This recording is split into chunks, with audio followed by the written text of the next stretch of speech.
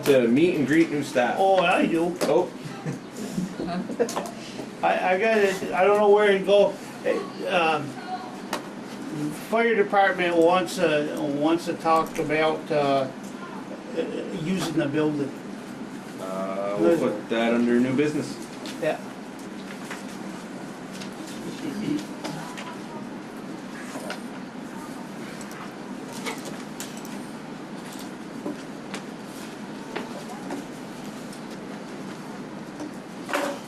Any other amendments? Okay, on to meet and greet new staff. Okay, it's gonna be broken into two segments because we have some new teachers that are involved in the open house tonight. So they're gonna come in at 6:30, and if we have a good breaking point, we'll introduce them at that point. So we're going by that, isn't we? 7:30? 7? Okay. Wait, 5:30, 6:30, 7 o'clock. Thank you very much. All right, so we have 4 new staff members with us here tonight, and I'm just gonna go from my left to right. Andrew Evans. Andrew is teaching 6th grade for us.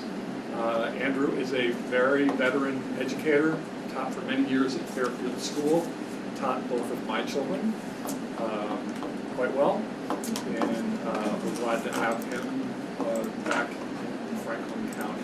Thank you. After some subbing down in the southern part of the state. Next to him is Isaac Rye. Isaac is also a Franklin County native, went off to school at Castleton State College and returned here, and we're hoping that he stays with Highgate for a long time. He's a special educator for the 5th grade. And next to Isaac is Sarah Foreman. Sarah is a 2nd grade teacher. She is from Maryland, but graduated from UVM this past year. So she's a 1st-year teacher teaching in the 2nd grade. And then next to Sarah is Allie Tully. Allie's, like Andrew, Allie's mother taught both my kids at St. Albans, at Fairfield School. Allie also went to Castleton State College and returned here to, we hope, again, spend her career at Highgate, and if not, at least Franklin County.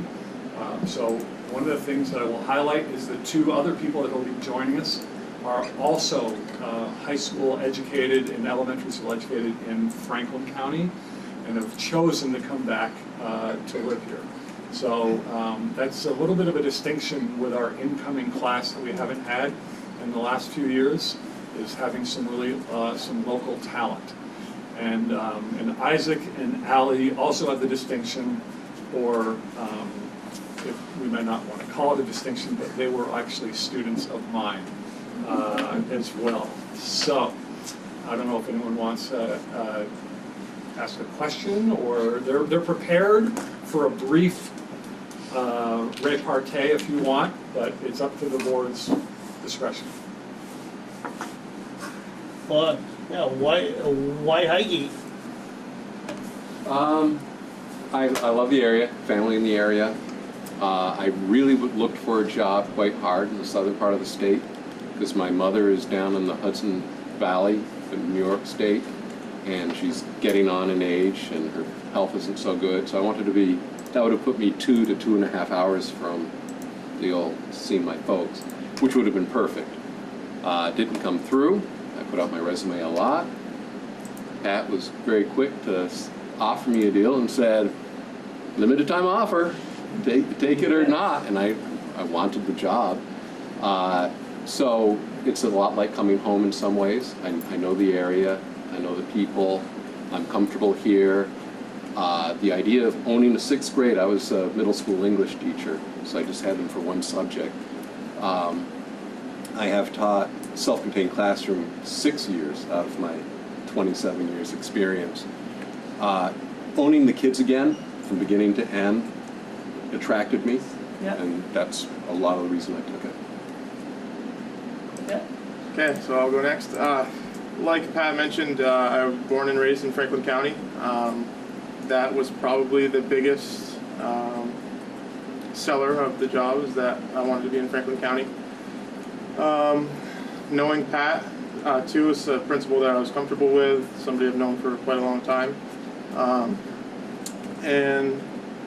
from the get-go, I knew that I wanted to be back in Franklin County. So, not being from Vermont, Yeah. when I came to UVM, I felt like I was in a little bit of a culture shock. Vermont is so different from Maryland, and Vermont schools are very different from Maryland schools.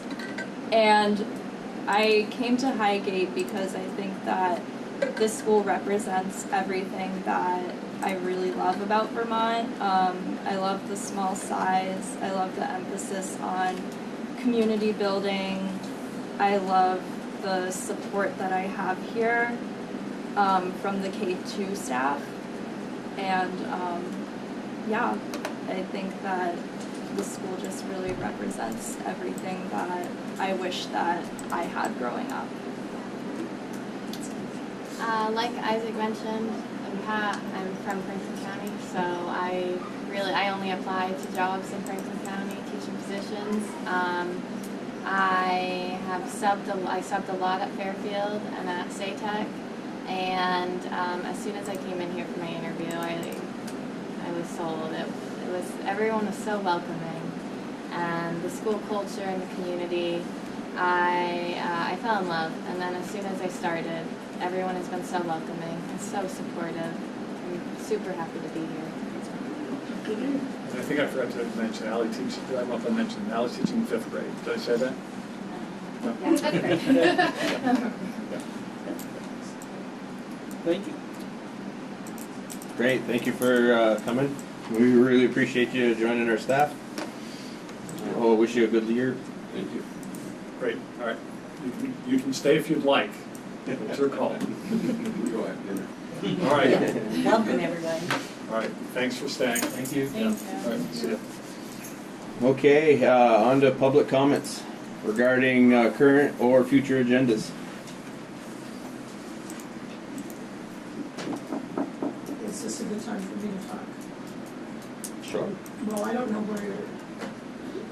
I don't think it's on the agenda. It's not on the agenda, So, so it'd be a Shall I do public it now? comment. Yep. okay.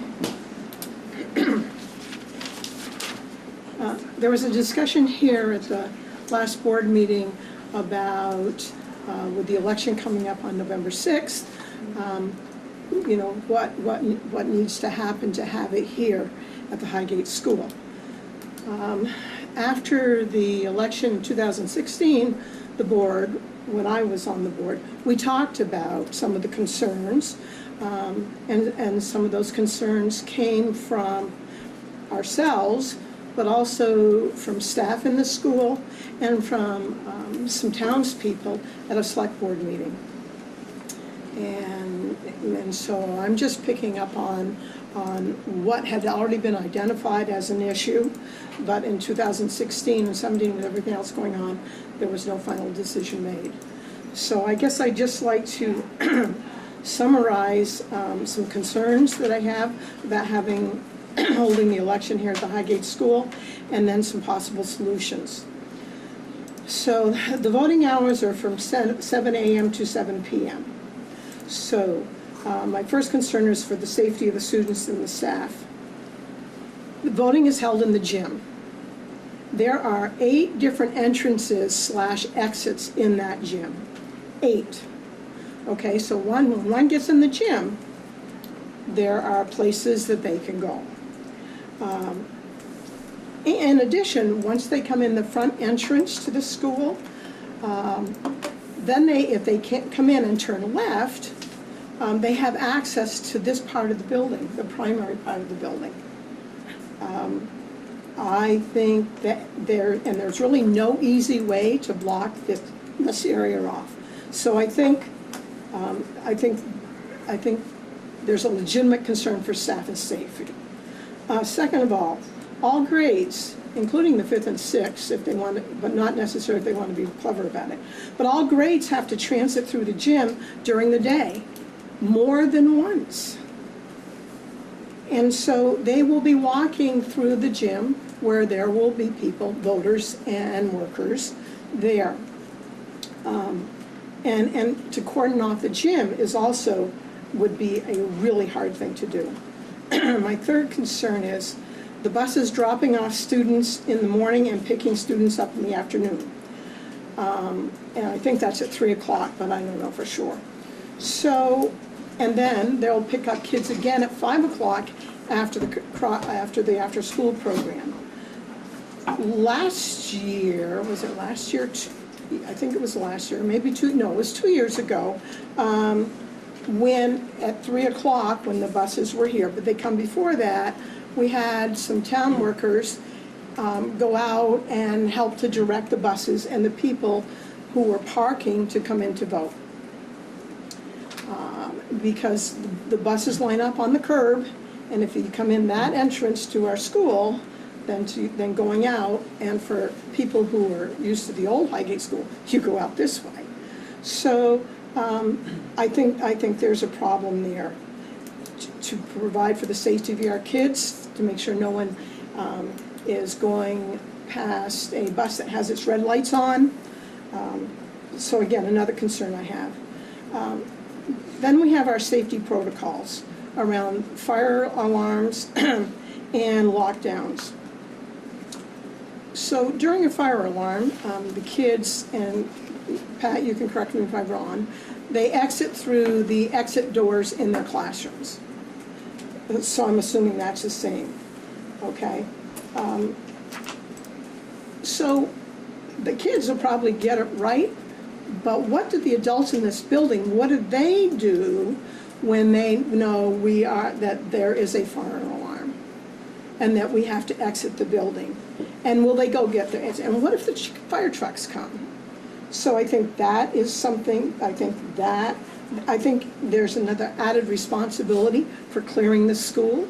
If we have people in our building that we don't know who they are, well, it would just be a problem even if we did know who they are. And during lockdowns,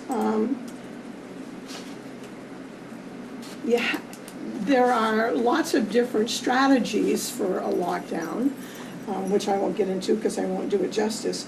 But we're going to have many unidentified adults, parents and small children, and the potential for confusion and having to account for your kids, a staff member accounting for your kids, I think could be problematic. In addition, if I were a parent of a child and we were having a lockdown, where would I want to go? I want to go see where my child is. Next to the last, bathrooms. So for voters, for the people who are working the polls, and for the campaigners outside the building, they will need to use the bathrooms. To use the bathrooms, there's no bathroom directly off the gym. You have to come to the gym and go out the gym. Well, there is one. That's a preschool one. But there's one on that side, and then there's one on this side, and you have to come down the hallway to the primary grades, this wing. So I think that's also an area of concern.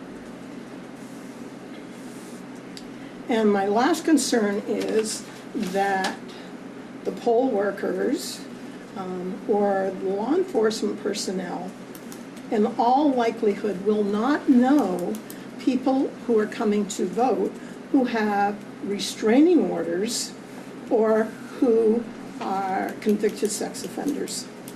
And we're having them in a school where they will be, it would be hard not to see kids when they were coming here.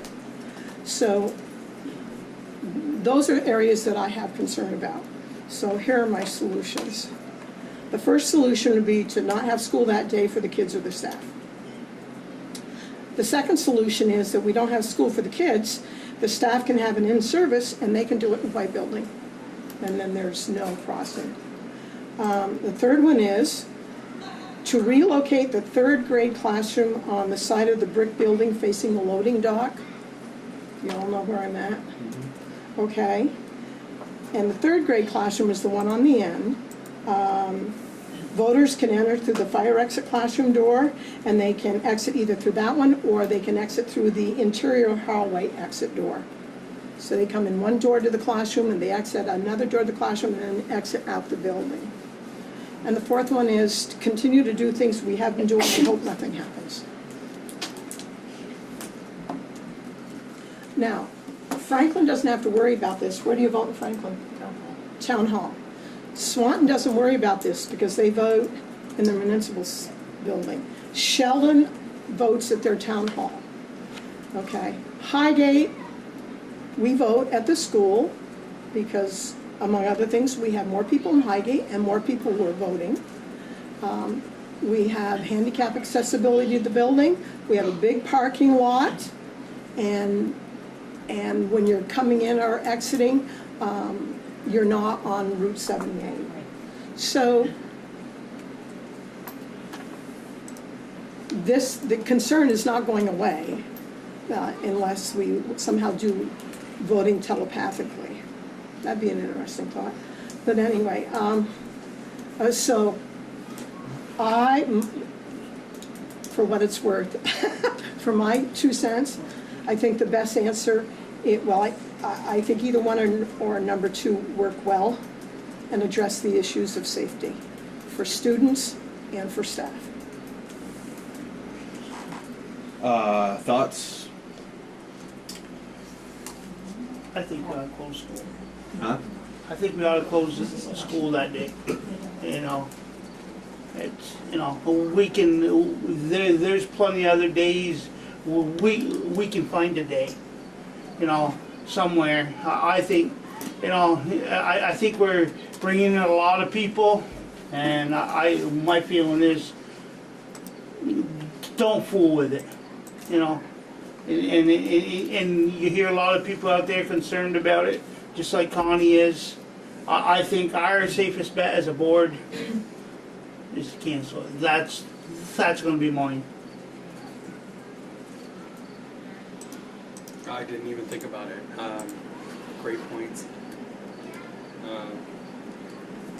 Maybe a good idea. Yeah. Well, I think I have a few thoughts. One, I appreciate Connie raising a lot of concerns. Yeah. They're concerns that some people might feel are, you know, not likely, but they're significant enough that if it did happen, they're pretty important considerations around safety in particular. So I appreciate that she's raised that issue. I think finding a day would be harder than we think, though. That's you know I'm already thinking of where that would be. It's not impossible. We could certainly think about it. But I don't have any solutions right off the top of my head of like, okay, I know exactly where we can put that day.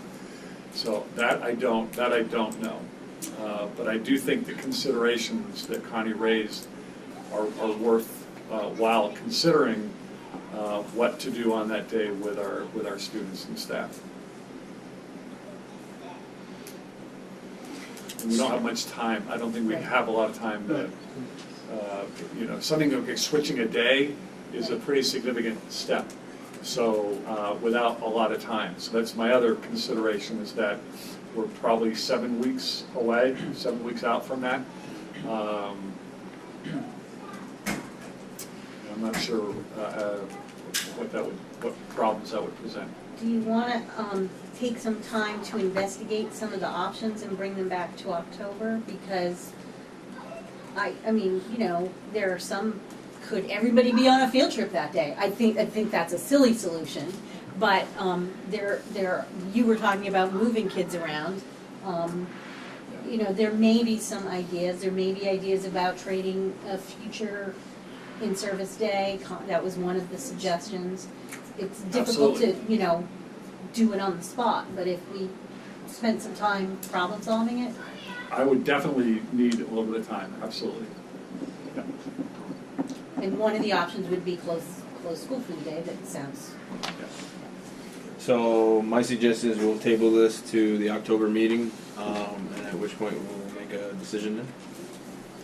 We'll do some research. I know, Yeah. for example, Fairfield has school, and I think maybe they have the SRO from one of the other schools comes over, but their setup is different, right?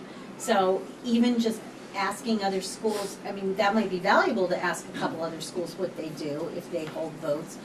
But you have a unique building setup. Absolutely. So there might be some things, we'll work the problem and then get back to you next month. Is there a way to sequester the kids away? Because I know also the select board said they would split security costs with us, didn't they? Yeah. Yeah, they did, and I think that's wonderful. So could we divide the people voting and the kids that all want to see each other? I don't know if that's possible or not. It could, I don't know. we'd It's have to- difficult because of the way the 3rd and 4th grade wings, they have to go through the gym to access the rest of the building. To go to the library, to go to lunch, Yeah. to go to the, the bathrooms are on their side. Maybe 3rd and 4th grade. So, once again, we'll table this to next month, give Pat and Chris some time to weigh out options. I guess I would just add, some of you understand this, if there were a snow day, we wouldn't worry about it, would we? Right. Right. And No, we'd have to exactly. make the day up. So that's that'll be part of the conversation, is, can it be made up elsewhere? Yep, Thank you. we can look at it. Thank you for listening. Yeah. Thank you. Any other public comments? Okay, moving on. Future meeting dates, the next Highgate board meeting will be October 11th, 6:30 here. The next SU board meeting will be October 3rd at 6:30 at the Swanton Library. Next we have consent agenda, try that again, consent agenda. We have to adopt the August 9th and August 14th board meeting minutes. So I'm looking for a motion. I'll make that motion. I've been through them, I'll second that. Any discussion? Hey, did you get anything from John Deere in there? Repair on the track. What? Asking for if you got anything from John Deere repair on the tractor. I wanted to know what that bill was. Oh, here. Oh, in the invoices? I Yeah. have to do. Oh, okay, I will, I'll keep an eye out. okay. Yeah. Well, No discussion. Oh. no discussion. Oh, sleepy. Okay, all those are everybody ready to vote? Yeah. All those in favor, say aye. Aye. Opposed? Motion carries 4-0.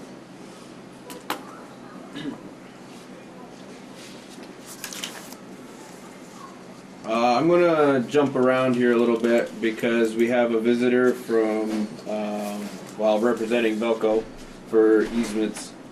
So I'm gonna jump to old business for the Velco easements. And I forgot your business card. What's your name again? My name's Rob Naramore. I'm a Thank you. contractor for Velco. I've prepared 5 packages. I didn't know how many people were going to be here, so I'm going to give one of you the one with the W-9 form attached to the top of it. I'll give you guys a couple here, a couple over here. And the reason I am here tonight is Velco is looking to upgrade the existing utility easement that runs along your entryway out here. They are, to give you a history, that utility easement is nearly 100 years old. It was first established in 1923. At that time, they didn't feel that running telephone lines or communication lines on an electrical utility line was necessary. It's quite commonplace now. The problem being the old easement doesn't have telecommunications. Now, Velco plans to run a fiber optic line, approximately 100 strands of fiber optic, along the entire length of this easement. They would use some of that for their own purposes. Now, the common phrase in all the old easements was that they have the right to do what's necessary to maintain an electrical utility line. In 2018, one of those things that's necessary is to be able to monitor the substations along the line. So they're going to use that line for their own purposes. The issue at hand is the line they're going to run has 90 some odd strands, and they're going to use about 3 of them. So that's going to create some capacity for other companies, cellular companies, data transmission, internet companies, to use the other capacity to bolster the fiber optic network, and in essence create a fiber optic grid in the state, which is something we've been lacking. I've worked personally with other companies for the last 5 years to help upgrade this lack of fiber optic network. So in doing this, they will require a new easement. In doing the initial survey, and I met with you earlier in the summer, and we got a survey permission to survey the property, and the first page you have there is the actual, and forgive me, it's a small copy of it. Generally these are in like an 18 by 24 form, so a little hard to read.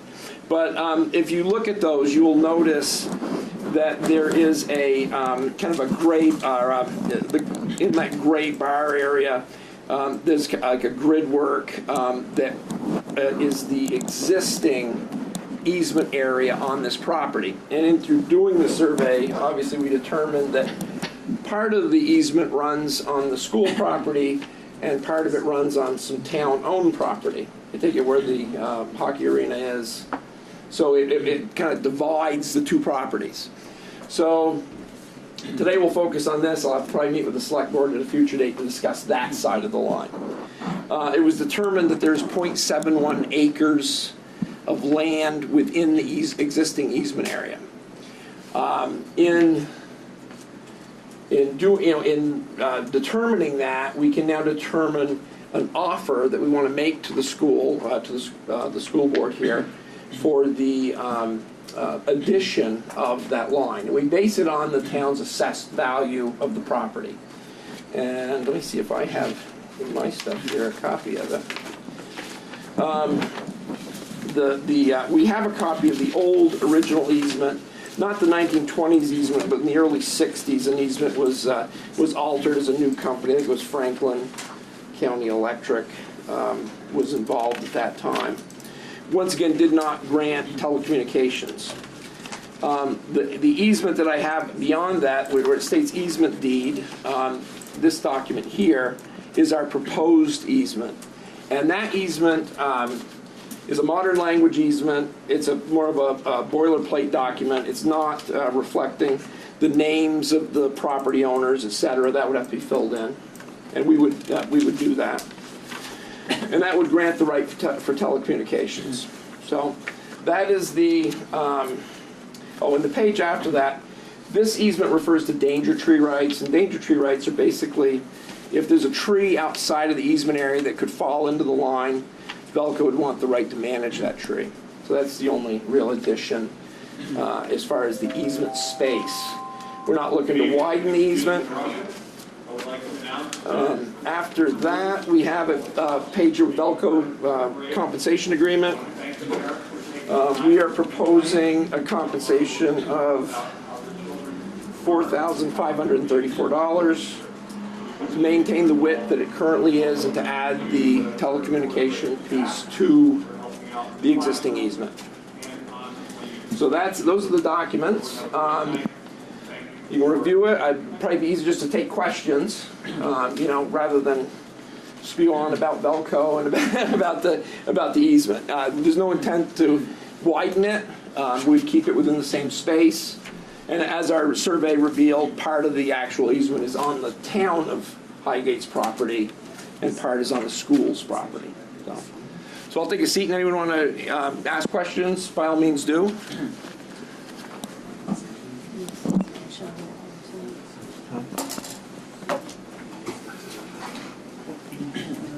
Questions?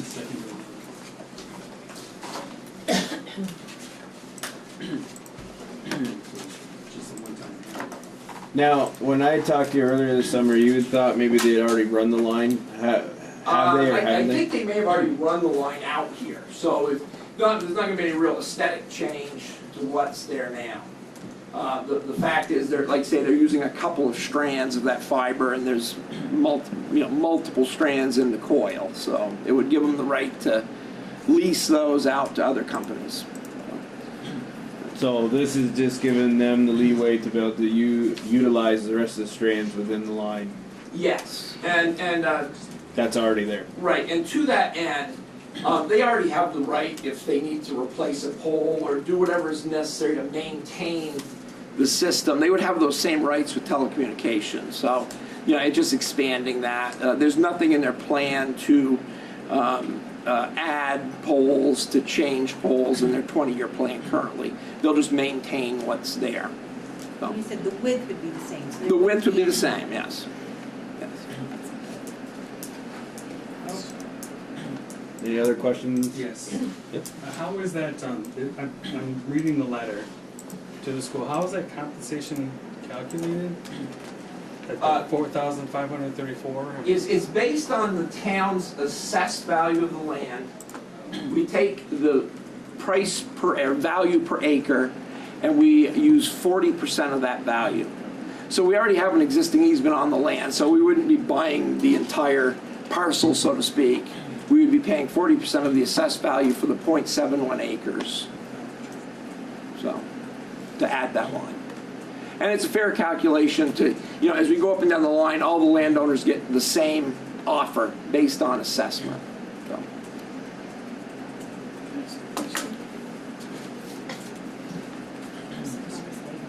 Oh, sorry.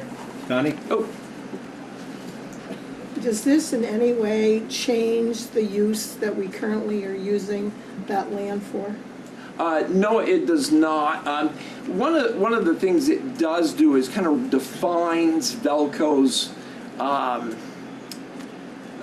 responsibilities and rights on the property. The old easements were quite vague and often just said they had the right to do what's necessary to maintain a utility line. That's a pretty vague statement. This adds a little definition to it. And that's really it. I mean, they really want to just operate within the easement area and maintain what's there. They're not to say there wouldn't be construction at some later date, to rebuild the easement area as time goes on and technology changes. So our kids cross there to access the arena and the athletic fields. Right. Would Velco have the right to fence in their area so the kids would have to walk around? No, I mean the only. I'm not saying whether they would do it, but do Right. they have a right to do it? Well, no, the only right is they have the right to operate and perform maintenance within the easement area. Now, that might mean at some point in time they would have to restrict people's ability to enter as they maybe replaced a line, replaced a pole in that area for safety, but not to say we're going to permanently restrict any access. The landowners have the right to cross and recross, and that's a common term in easements, meaning they have the freedom to enjoy that land with those restrictions that are placed, basically that they maintain an electric line, that no construction is done in the easement area that would impede their ability to maintain that line. I promise. Okay. I promise. Huh? Go ahead.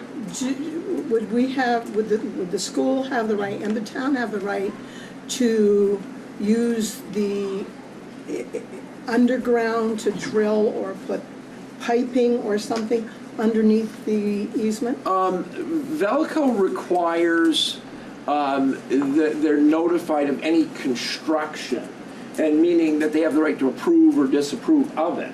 Now, if a sewer line had to be run under it, I'm sure that's not an issue.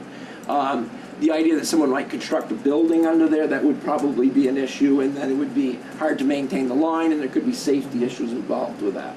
They're not trying to impede the schools or the town's ability to operate there, but they have to take into consideration that changes in elevation of the land could affect how close to the lines a vehicle might pass if you elevated the land, those kind of considerations. So they would want the right to review any of kind of plans that would cross. Is that new language in this easement, or was that the same language? In the Well, easement? you know, the 1960 easement here probably has some language to that effect. But the right for them to be able to access and maintain means you can't impede their ability, whether it's through construction, fencing, you know, locked gates, anything of that nature.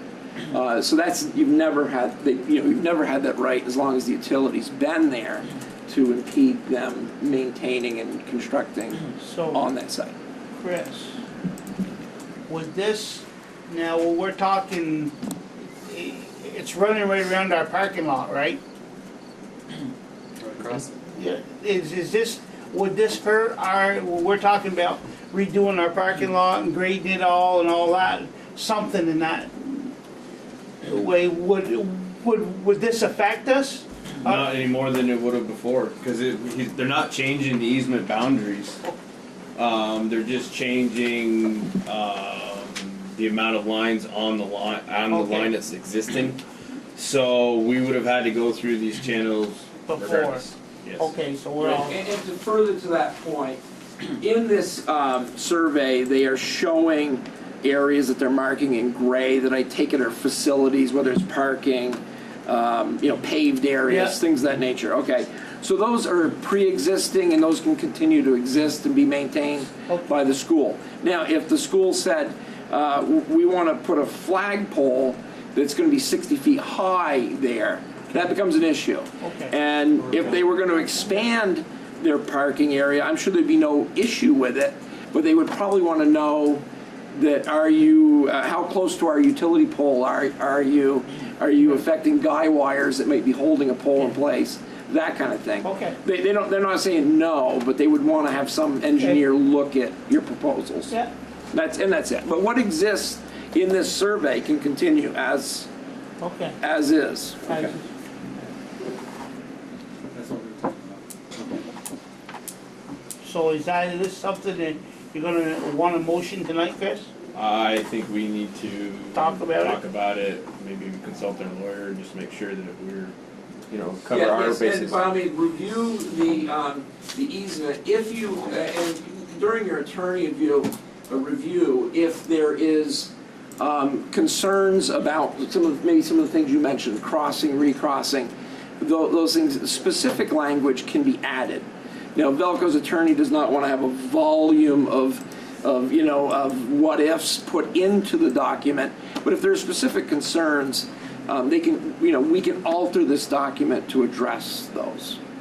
As long as the safety of the workers and the students and staff are not affected by anything, then they're willing to listen to changes to the base document.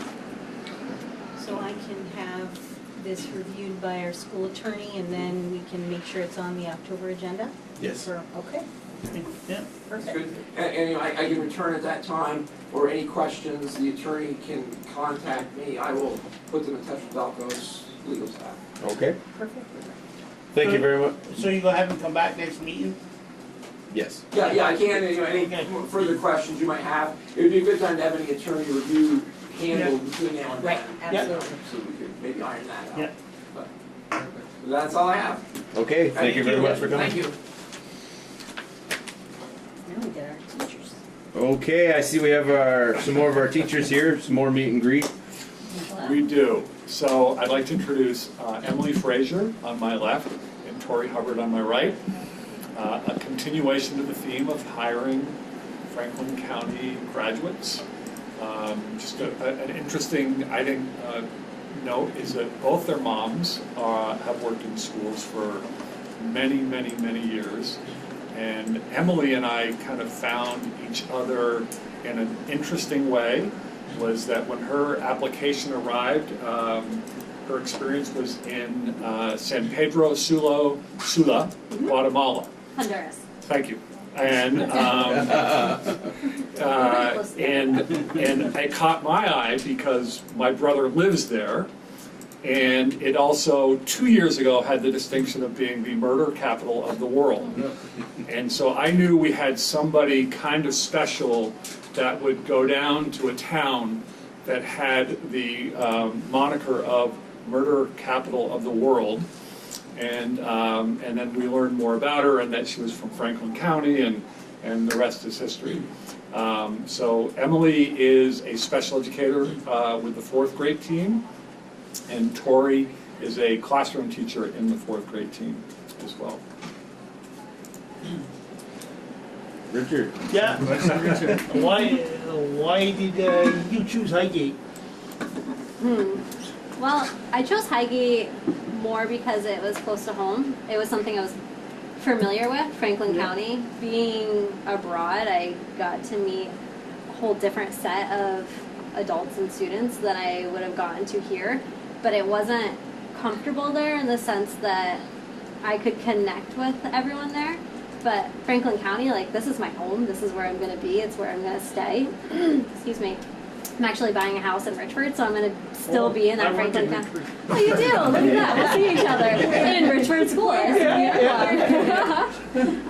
But it's nice because Franklin County is my home. It's always been my home. I've traveled, I would say not extensively, but more than a lot of my age level peers have. And, you know, every time I go abroad, it's still like, I want to be home. Like, I like being home, so this is home.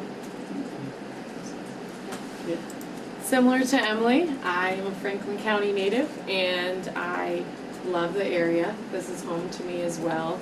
And specifically why I chose Highgate is because when you walk into the school, I feel a sense of community with the staff, the students, and it was something that I really wanted to be a part of. And I think that's one of the most important things while you're working in a school, feeling that sense of community and support. Good. Good. We're glad to have you. Thank you. We're happy to be here. That's good. Very good. And we also wish you a good year. Good luck. Thank you very much for coming. Yes, I'm sure you're ready to go. Thank you for tonight. That was great. Thanks. All right. Nice to meet you all too. Okay, back up to principal's report. Anyone want a hard copy? I did get. Okay, all right, great. Get that out electronically. Yeah, I'm just gonna, since you get it electronically, if you have time, obviously if you have questions, please do. What that means also is I won't read the entire thing, but I would like to point, kind of somewhat connected to our new staff, is that our mentoring program, which had faded away over the years, and we got it back started last year a little bit, and then this year we're in a much better place with our mentoring program. So we have a lot of great instructors who are not mentors, but we also happen to have all of our mentors are incredible veteran instructors mentoring our new staff. Our mentors, believe it or not, are quite amazed with the talents of the first and second year teachers that we have, though. A lot has changed in the way teachers are prepared in college, and teaching is very different than it used to be. So even though it's a mentoring relationship, mentor-mentee, the learning is going both ways. And basically it's front-loaded. So there are weekly meetings for the first 6 weeks. There are classroom visits both ways. Then there's a video observation that the mentor makes of the mentee before either Chris or I go in and do an official observation as well. And that cycle will happen twice. And when we're not in that 6-week cycle, they'll be meeting once every other week. And they also meet as needed. So I'm really excited that we have some great mentor-mentee relationships going this year. So that's a big thing when we have new staff. So that's great. I just hit on some of the highlights of some new initiatives, obviously, and I chose them because they're ones that the board may hear about. The other day I got a request from a parent who wanted to know why they couldn't bring cupcakes into their party, their child, because they've been used to doing that. And it was great. There's so many online resources for alternatives to food. And she ended up, going with goodie bags of school supplies. So it's just the notion of celebrating their child's birthday. It didn't have to be with sweets or food. So in case you hear that, we've already had our first birthday celebration that went off fine with handing out, goodie bags that were not actual goodies. They were a different kind of goodie. So I thought that was important. The damaged Chromebook, a new Chromebook. Pat, can you Yep. go back to with the food one? Yes. Now, I got stopped the other day at the store by a parent, and she told me, and this isn't what I'm reading here, that the PTO wasn't going to be allowed to have the craft show anymore. I think that's, could you talk to us about it? If, I don't, myself, I don't see where, maybe you guys got a different point of view than I do, but I need somebody to explain it to me before I get excited. Yeah. That's added incentive for me to get this right. So, thank you. Yes, I did meet with the PTKO because their concern was that almost every vendor has food out on the table. And even if they're selling packaged goods, most of them offer samples as a way of doing that. So it is, and I'll also say though that the parents of students with allergies are wonderful parents, and they are incredibly broad in their support for our school, and they don't want to inconvenience anybody. And so we just kind of struck a compromise because this is a huge fundraiser for many of our programs. So what we're going to do is send out kind of special instructions for the food. We're going to try to put a proportional amount of food in the cafeteria, but we also know that there's some vendors that have been here a while and they have their space, and the cafeteria kind of represents an area that not all customers get to. So we will have some food. What we're going to do is hire a second custodian for that day, though. That's what I was gonna... To make sure that everything is cleaned and because wiped down. can't you, like the gym, go through with auto scrubbers if you have to? Yeah. You got that new auto scrubber that you can strip the gym floor in 2 hours, and Yeah. I'll even come in and help. Yeah, so that was that's the approach we took, that we needed to somehow preserve this craft fair, and if that means paying a little extra manpower to get in and make sure everything's clean and cleaned well, that is okay, and so that's sort of the compromise that we reached. The crafts fair will go on the way it has gone on, just a little bit more awareness and a little bit more conscientious cleaning afterwards. Okay, and you might want to hang around because I'm bringing a topic up for the firemen, and I think you might, I might argue or something. So, okay. Thanks for the word. Okay, I'm appreciate the heads up. Okay. All right. Chromebooks, we had a fair amount of damage last year to Chromebooks. We'd like to start a new practice and let people know that if there are damages from really kind of negligent use by kids, if they're really being, not an accidental drop, but if they're running with them, if they're throwing them, doing something like that, then we are going to talk to the parents about either paying for the repairs, or if they can't, then at least some in-kind volunteer work for the student, just to send that message that we really want to protect these investments. We're spending a little bit more money on the Chromebooks because we're entering that lease, which is a good way to do it and saves money in the long run, but they're nice Chromebooks. And we've also taken some steps to making sure training teachers to instruct students how to carry them, how to treat them. So I just, in case that comes up, because if a parent ever did get a bill for a just totally destroyed Chromebook and we sent them a bill, they probably would not be happy about it, but we wanted to try to forewarn them. They are signing off on this, and that at least they're aware of it. So I just wanted to make sure you're aware that we're we're trying to limit that. And I think we're also, Chris, correct me if I'm wrong, but this year, the Chromebook will be assigned to a single student for their whole time. So it really will be theirs for as many years as they're a student here. And so we'll be able to track the breakage if there is some, a little bit more. It won't be like, I didn't use it. Do they get to take them home here in Highgate, They or? do not take them home. Okay. But they're still, are they in cases and stuff while they are here? I'm sorry, Are no? they in cases and?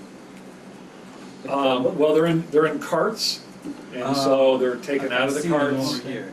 Yep. Yeah, okay, I got you. Well, they're actually, they're back there. They're Yeah, okay. steel carts Yeah, where they charge or overnight and then are taken back out in the morning. okay.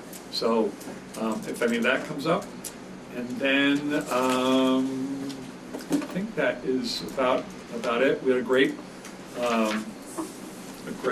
week of in-service professional development for the school year to begin. We had 4 days for the first time since I've been here, which was wonderful to have a fourth day.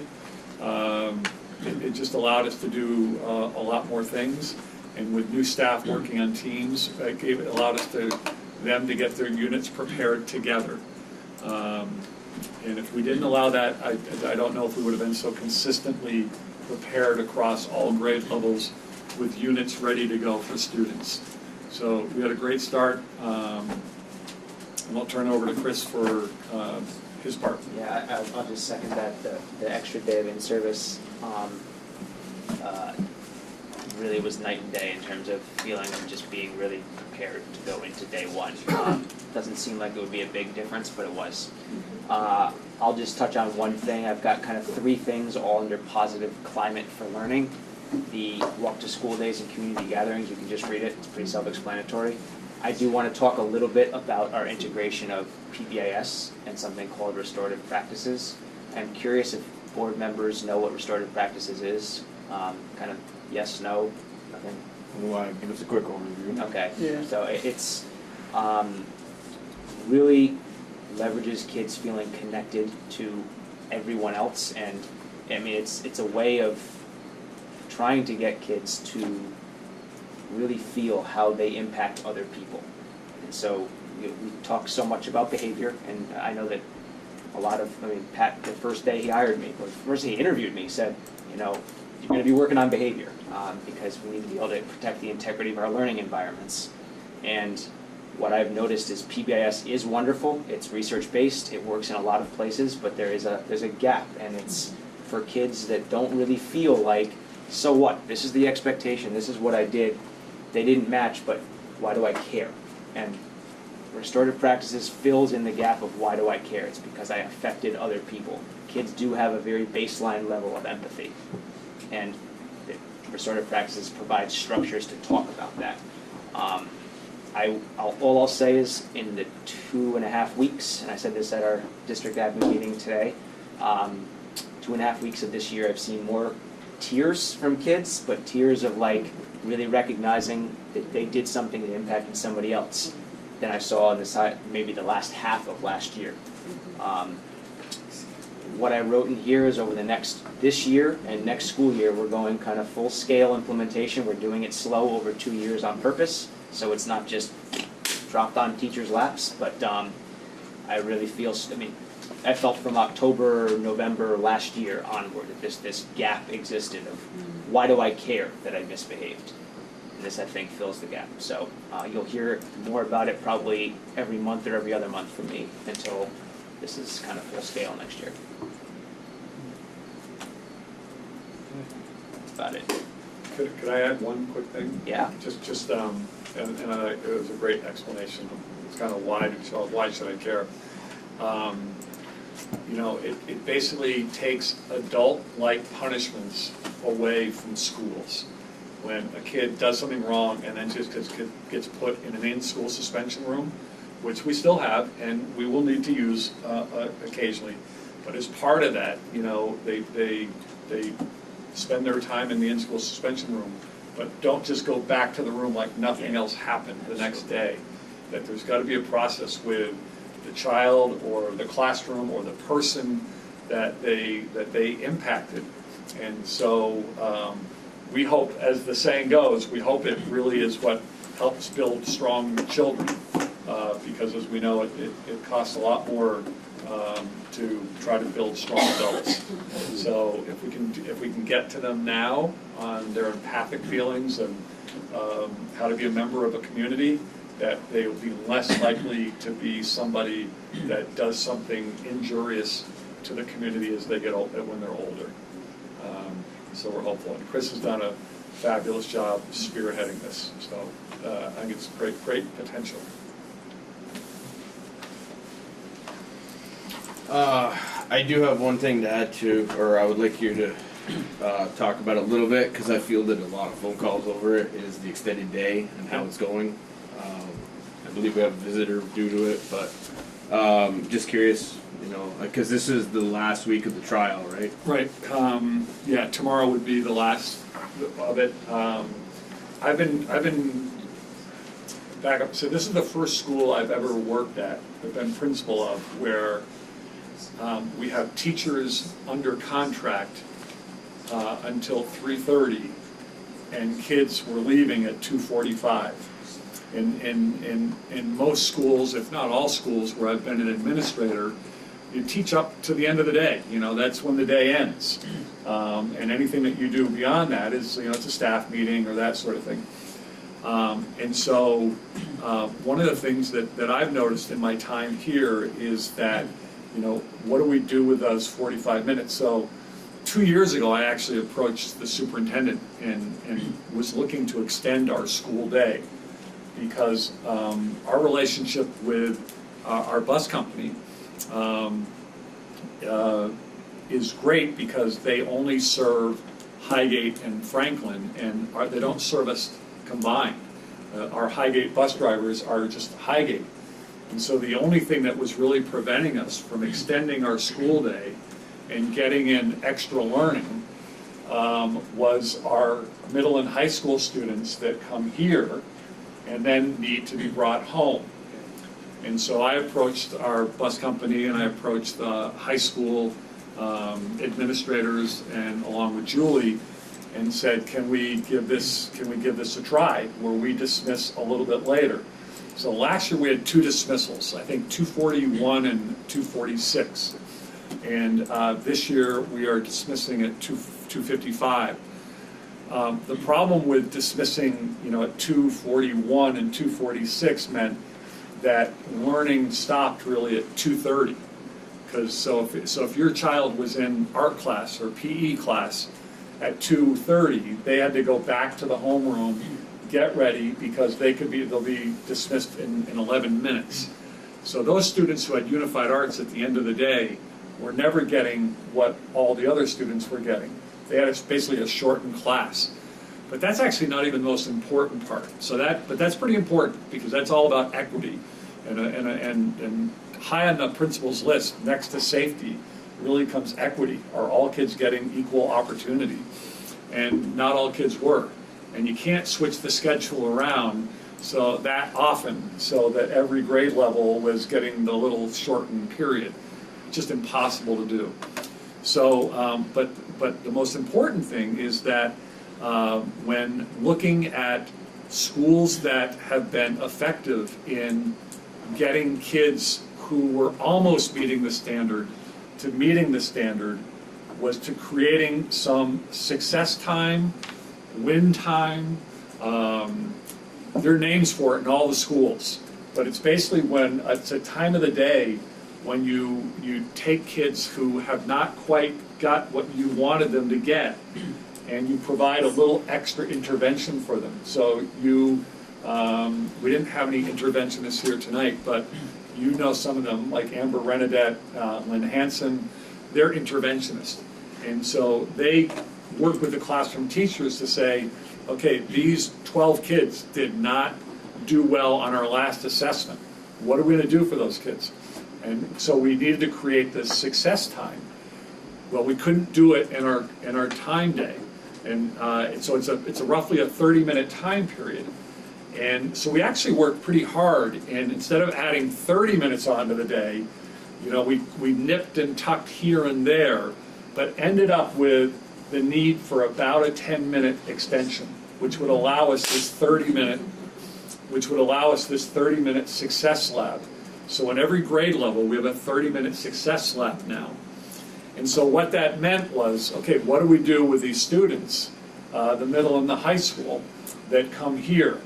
And obviously the bus company had concerns because they realized they've got kids on their bus longer, sitting out in front of the school. And so, part of what Chris and I wanted so desperately, sort of led us to say, we'll let them off. We'll watch the kids. We'll provide supervision. And so that's what we were going to try to watch over the 3 weeks to see how that works. I think for the most part, it's worked okay. There are definitely some things that we would want to switch. And I think that the board, in some of the phone calls you probably have taken, Been good ones. if I can anticipate, are the students going down to the store? And I heard there was parents putting a car over here at the gun shop and for the kid to go home, but he was also taking other kids and home with him, and I don't think that's a very safe thing. No, we should know about that. In fact, one of the things that we would like to do is to address the middle and high school students, to stay here. But when you've got some kids that I know most of them, but I don't know all of them. And when you've got a 16 or 17-year-old kid that says, I'm leaving campus, and you say, no, you're not. Not good things don't usually happen from that. So some students have been going down, they come back and they get on the bus. But some have been leaving and going home too, right? That's the thing that I've got from a couple phone calls that I got. Yep. So I think the board probably, I should say, so I did a little research. I don't think what we're asking is that much, to be honest. To benefit, 275 K to 6 students, to add, and I've got times if you want, to add that much to the weight. I think the decision comes down to is, can we keep the kids here? Now, Pat, could you go the other end? Because a lot of kids are here. Can you start school earlier? We could try that, but it's probably, it would not work as well. There would be more, I think, obstacles that would come up from that than there are at the end of the day. What I did do is because on the other hand, we're still paying. I know we've got a contract with Marshall, Yep. but we're still he's got to pay his. If I'm not, maybe I'm wrong here, but he's got to pay his guys to sit out here too, right? And that wasn't in the contract, right? No, and that's something the contract could be explored, and that was one of the things that came up in talking with Marshall, was that if money's the concern, then let's take that to the board, because I would hope the board would support what would amount to be a rather small investment in order for us to have a success lab for 275 kids, or however many need it. I wish we could have talked about this in July, and I wish the board and Julie could have sat down and talked, so we know what's going on. It was like a surprise when it happened. You start getting these phone calls, and these parents are yelling at you. I yell back, but some of these board members aren't gonna. Well, I think if they knew, and that's, my communication would have helped, that when they hear that what we're doing is there's general, support for that. They want to jump in there a little bit. I've also fielded several of these calls just because they know me as the guy to go to when bus nonsense happens from a behavior perspective. So they call me about this bus issue, and I will second 100% what Pat says when I explain the reason why we're doing it. There's this pause and an O, and they come back down to earth generally. And we've probably 4 or so parents, same kind of pattern. why is this happening? And you're right, we probably should have done a better job communicating ahead of time, but when parents find out the why, they're like, oh, okay. And you know, and my one parent, he was all worked up, you know, is Highgate Elementary gonna supply mittens to all the high school kids when it gets below zero? Well, I think, You know? and that will be something. I do think my personal opinion is that the kids should stay on the buses. That to me is, I'm fully guilty of the one who made the deal to say they could get off the buses, but I do think that But is now let me ask you, Pat, is that, and Julie can jump in too, is that the bus driver's job to sit there for 15 minutes with them to babysit them, you know, just the bus just sitting there? Yeah. Is that their job, bringing them in, or, you know, or should they be at MVU longer, you know? well, We did talk about the MVU longer piece, yeah, but it had too many ripple effects. yeah. We wanted to have as small an impact on MVU as possible. Yeah. I do know, and Pat's done some research, he'll share, but I think other school buses do very similar things, and kids stay on the bus for the most part. So at Swanton School, the buses arrive at Swanton at 2:45. They dismiss at 2:50, and the buses roll at 3 o'clock.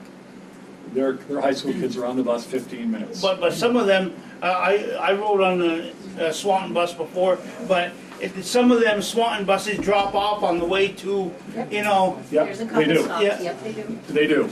And I think Curtis may do a run now where he drops kids before he comes here. There's a couple of us that. A couple of you that do that. So that does decrease the number, but, you know, I don't know. So I'm thinking if the bus drivers that service the Swanton School can handle that, I know our bus company puts an emphasis on relationships. They have good relationships with the kids. I guess when I look out there, I know there are 4 students every day that I have to deal with about horseplay. I'd rather not. I'd rather not, you know, have to be looking and saying, okay, I got to be outside right now because I'm supervising. So to me, I would almost rather see, now that I've seen it for 3 weeks, I'd rather see the flip side, where if they're not behaving on the bus while they're waiting, because that's what they would do at Swanton. They would say, hey, this kid's causing trouble while we're waiting. Let's do something about that. Because we have, and Curtis can check me on my numbers, but there are about 50 students. And it fluctuates, of course, because if a practice gets canceled or that sort of thing, or in between sports seasons. But there are roughly about 50 kids that show up here at between 2:47 and 2:50 each day. So that's when the first buses roll in. I don't want to see, you know, it used to be when I went to school here, I could run home from MVU and everything. Yeah. There weren't much traffic. But you go out there today, it look like today, them silage trucks are running and kids, you know, somebody's going to get hit. And guess who they're going to go back on? The school board and, Well, that, you know, and that's why I say I think the solution is to have the kids stay on unless they're demonstrating their behavior isn't good. Because if they're able to do that at Swanton School, why can't that happen here? But Our bus drivers are good. I They have do good feel, Pat, relationships. though, I do feel, Pat, that a lot of these bus drivers, yeah, they drive, they can, hey, sit down, Johnny, or something like that, but to sit there and have to monitor them for 15, 20 minutes, you know, I think that's above and beyond their job, really, you know. Their job is to get them home, you know, and if you gotta sit there, you know, I've coached kids, you know, and if they gotta sit too long, they're gonna be jumping over the seats and everything else, and, you know, the seats are gonna get ripped, more vandalism. That's my feeling of it. Yeah. You know, I've been around the school system enough, I know what goes on. I've rode those buses for 30 years coaching and stuff, you know. Well, I mean, all I can say is you know, if it happens at another school in our district, why can't it happen here?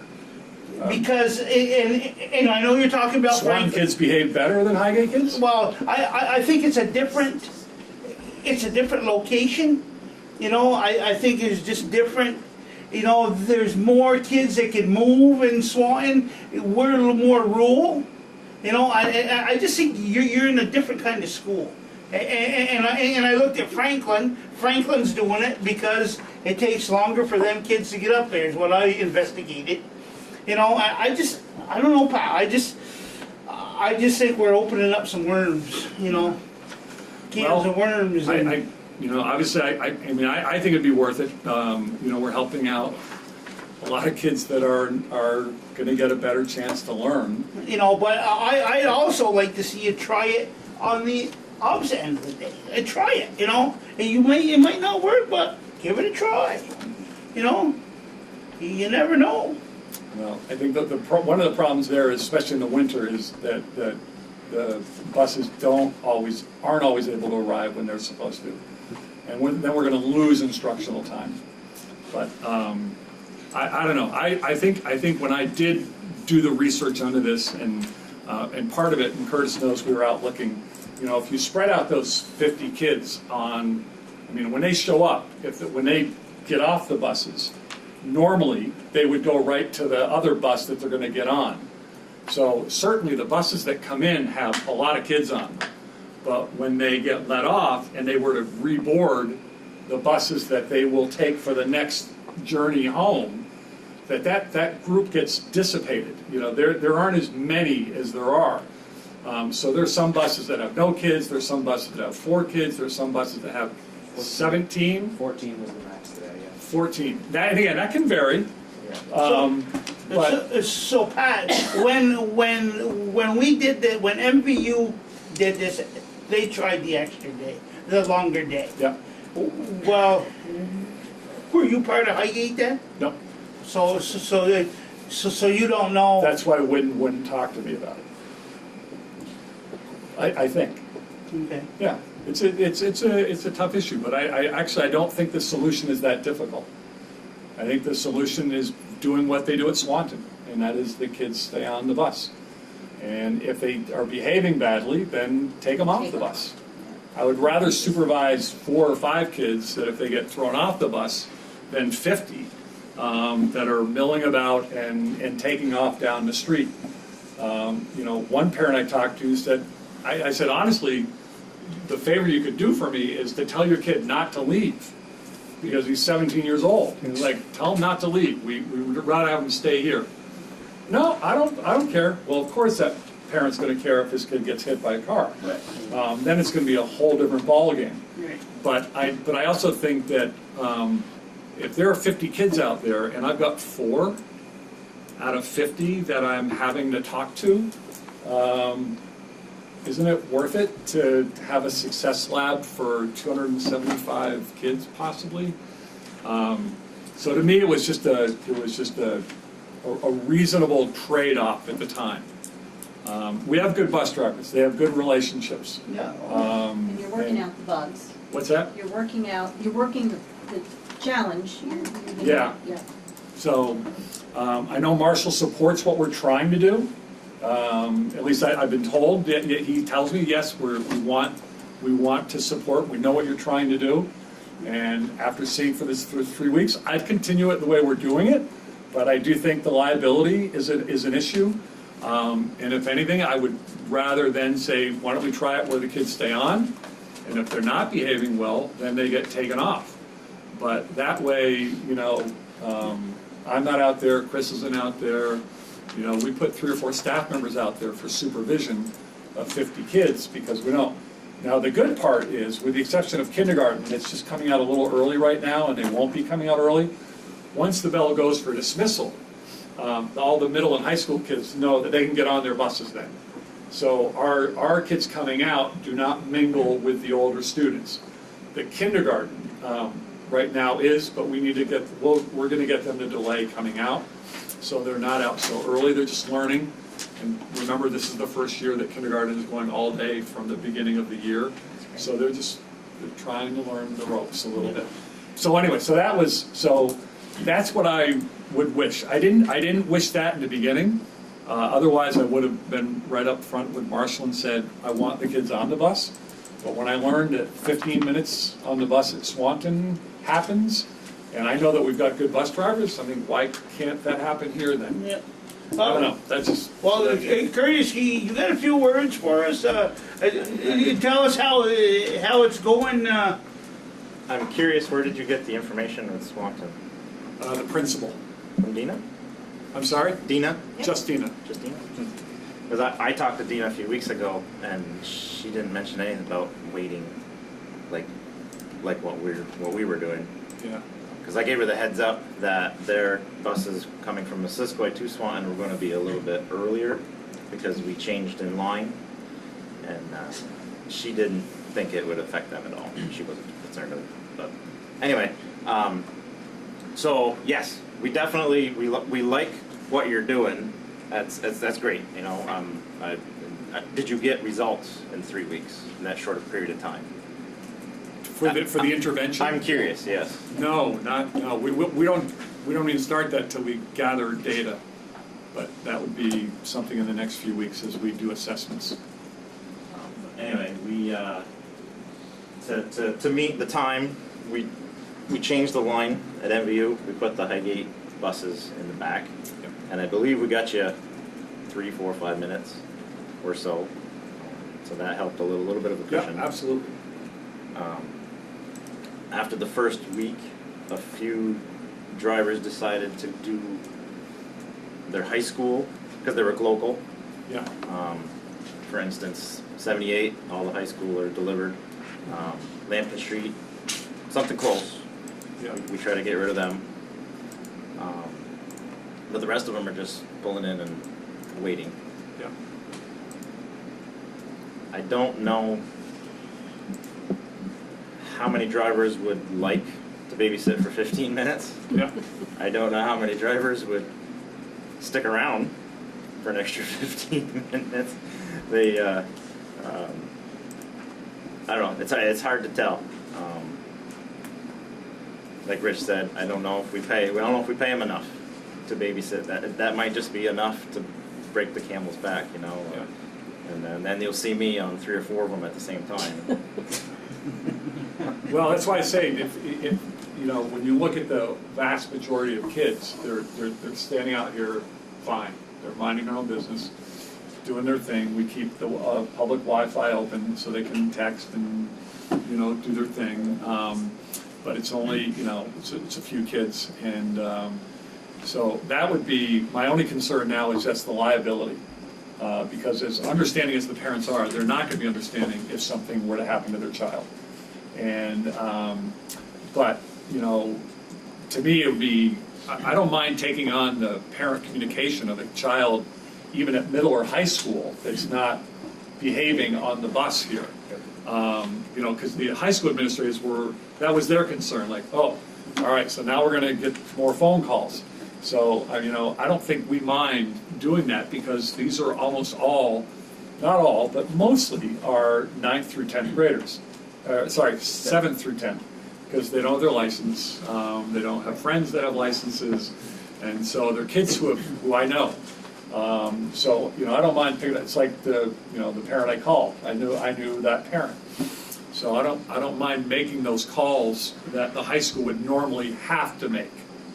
But I'm not going to call the high school to take on a behavior issue because we've got them staying longer here.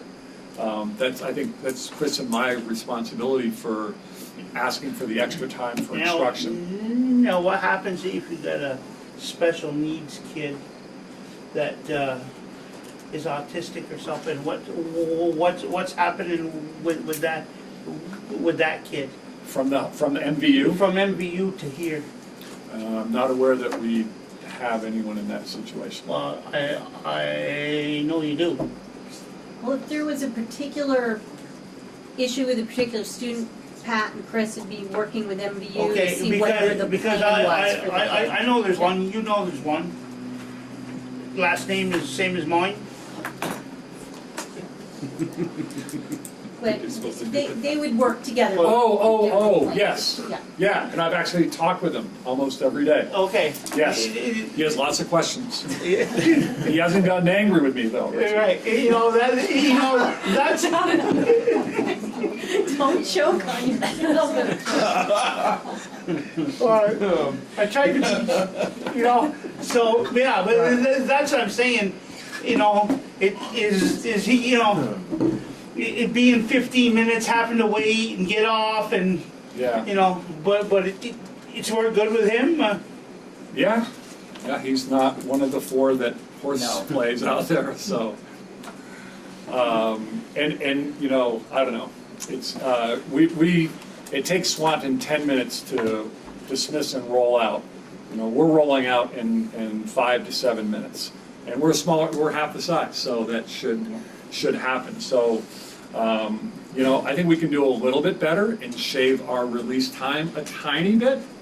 I wouldn't want to go too much because, again, we want that last class ending at 2:45, like it's supposed to, and then get the kids out as soon as possible. So maybe we can shave a few minutes on our end and say dismissals, you know, instead of 2:55, it's 2:52, and see how that works, which would I think bring it down to a pretty reasonable amount of time. I've seen some numbers of when buses get here and all that stuff. So if you release kids at 2:52, how long? What's the lag time from when they're dismissed to when they start hitting the buses? 5 to 7. 5 to 7 minutes. Yeah. When they roll out is 5 to 7, not Yeah. when they hit the buses. Our first bus rolls out at 3 o'clock. And by the time the last one rolls out, and Curtis probably knows better than I do. Well, I know he knows more about it than I do. But the last two buses, there's a little delay in rolling out. I don't know what it is, but I'm sure there's a reason for it. But the first bus rolls out at 3 o'clock, and then it's usually 3:01 or 3:02 by the time they've all cleared. So we're pretty efficient about once we come out. So, you know, I think if we're releasing at 2:52 or 2:53, then we're rolling out by 2:58 at that point. And if they're arriving at 2:47 and 2:48 every day, which is what is the pattern has been, then we're talking 10 minutes. You know, but I think the discussion yet to happen, or just barely started to happen, is in cold weather, which is why I think they will need to get on a bus. We cannot, it won't work to bring in 50 kids into our school. You know, that's just not a good model. So, I mean, we would have the gym open for them to do that, but I don't think that would be a good model. So the buses are idling out front during this time? No. No, they're shut down?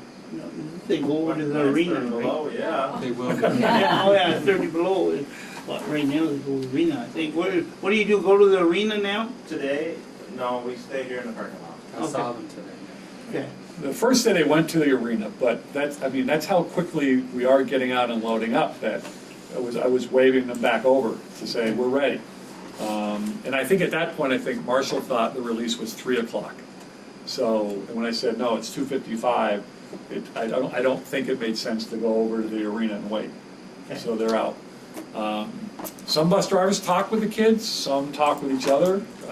You know, there hasn't been any stress on the bus drivers right now. The stress is being borne by us supervising these kids, and now the part I didn't foresee was the liability of kids going down the street and coming back with a 32-ounce blue slushie, which we probably don't want on the bus anyway. Right. And I'm sure the bus company doesn't want them on the bus. But I am a little bit reluctant if I don't know them. But, you know, the first day, 4 of them went out to the playground right away. Nice kids, good conversation. Guys, you can't go to the playground. Just, you know, we got classrooms that are on the edge of the playground, so just stay here. As you know, we have wonderful kids. We got some kids who will horseplay, but like I said, there are 4 kids that I kind of hang with each day. And if they were on the bus, I wouldn't want the bus driver to have to do what I'm doing, and that might mean we take 2 kids inside. And that I can deal with. I can handle 2 or 3 of the kids, you know, coming inside and waiting if we had to. But I will say that, and Julie had us at our administrators meeting today, reviewing a state document that basically said the difference between schools that fix the problem of learning for kids who need intervention and those who don't are the ones that have success time built into their schedule. If you don't have success time built in your schedule, you're not going to improve, or it's going to be much harder to improve. So it's pretty critical that we have that time. Marshall and I have talked about this for 3 years. Wynn Goodrich and I talked about it for 3 years. It's something I've wanted, and to me, I would love for the board to consider, although the expense would be significant, to just transport MVU kids right home and let us and make a run and come back and get our kids at 3:15. To me, I would love that, because then we would be adding a fair, we don't even get enough time to do our science right now. So if I could wave a magic wand, our dismissal would be 3:15, 3:20. Did you check into that? Did you check into what extra it would cost? No. Well, when we do a bus But- bid next time, I think that might be part of the options. And I don't know what the bus company would need to be obviously a key player in that, because that's a whole Yeah. different ballgame when you're doing in a town with the land area of Highgate, Yeah. because it's door-to-door service. I looked at pods even, but there aren't many places where you can drop, more than one or two Yeah. kids, so that's hard.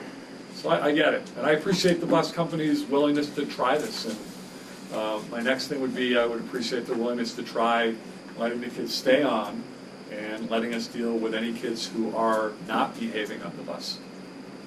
But anyway, appreciate you listening. Thank you for the information. Yeah. It'll be a little easier next time I get a phone call. All right, sorry about that. No worries. Yeah. All right, so we're on to business report. So we'll just leave it, let it keep going, or we're gonna, the board's gonna have a discussion and vote on it, or what do you, what's your thought in it, Chris? Well, it wasn't our decision to begin with, so at this point, I think we'd be micromanaging if we made a decision. I feel that we should give our principal the leeway to pursue this at this point.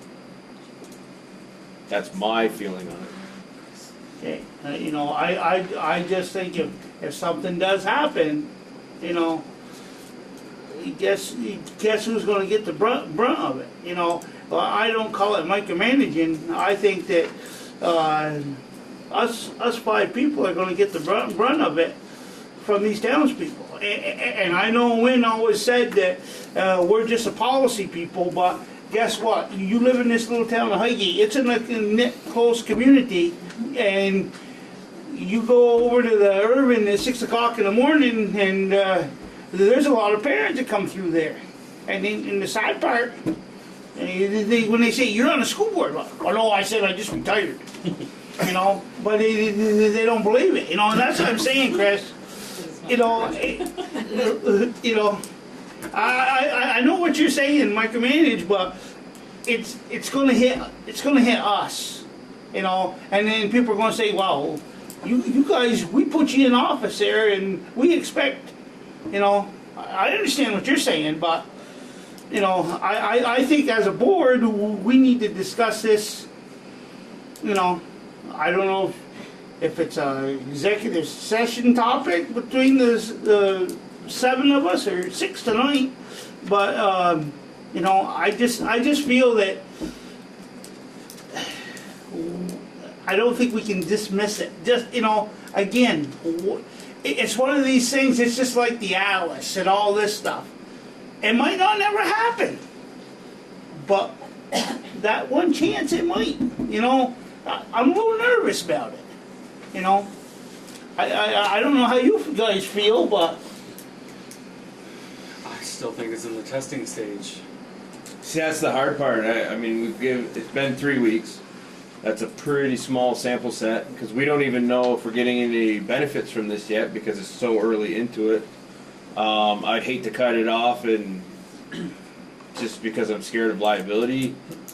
I do think this needs to be revisited next meeting in October, and by then we might have a lot more handle on it, because now we're 7 weeks into it instead of 3. And We still need a representative from the bus company too, I think.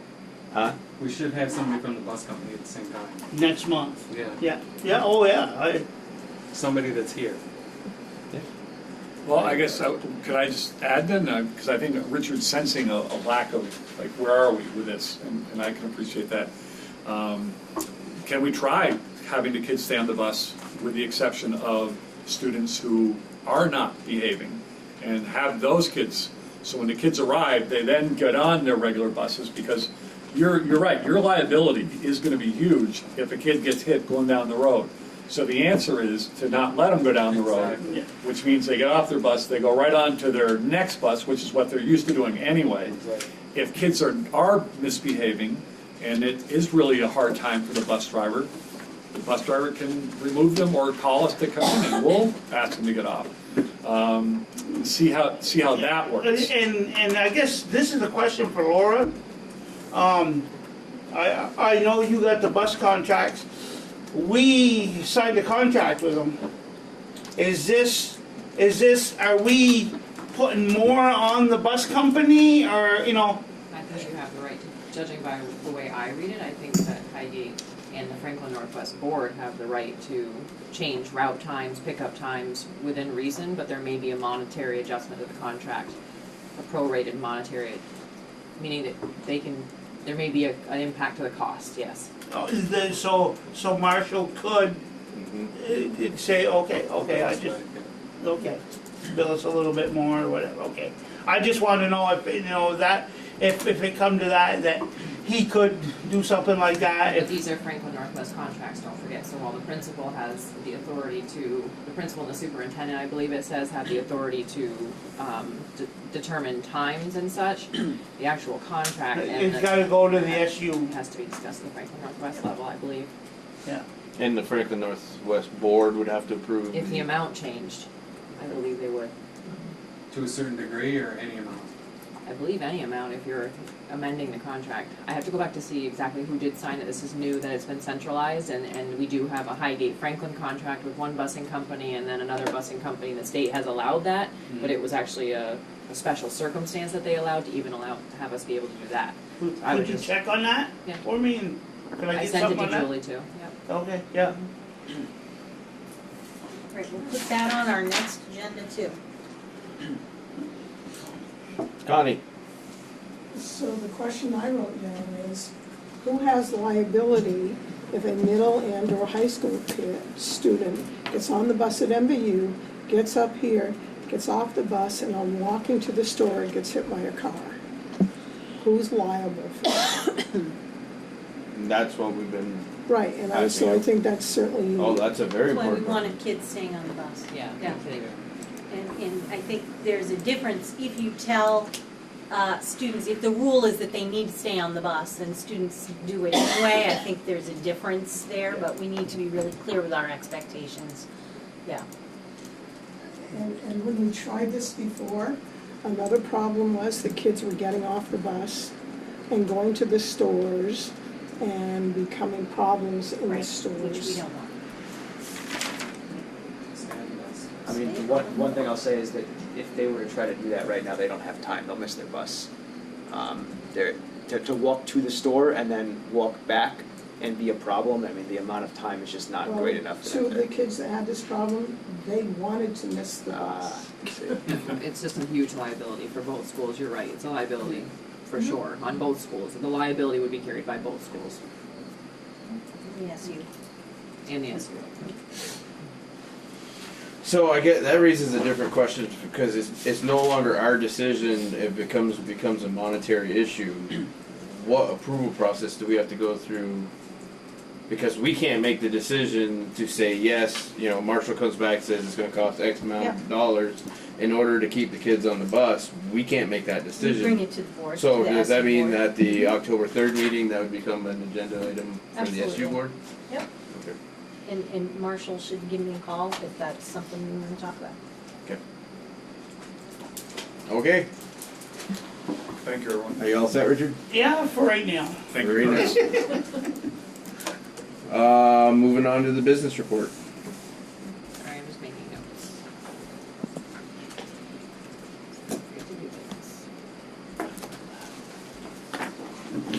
so you have your first financial report in front of you for fiscal year 18, which is July 1 of 18 to June 30 of 19.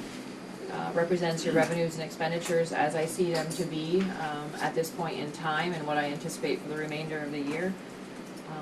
One of the largest changes that you'll see in this report, and which is something that has just been understood from the AOE, is that transportation reimbursement will now be, you'll notice that line's a little different than it was before. Yeah, cut in half under the anticipated. So we are now being forced to net that out of the expenses. The revenue, your transportation costs are all at the SU level now. That was something that the AOE had required us to do. It needed to be centralized, and therefore the revenue needs to follow the expense.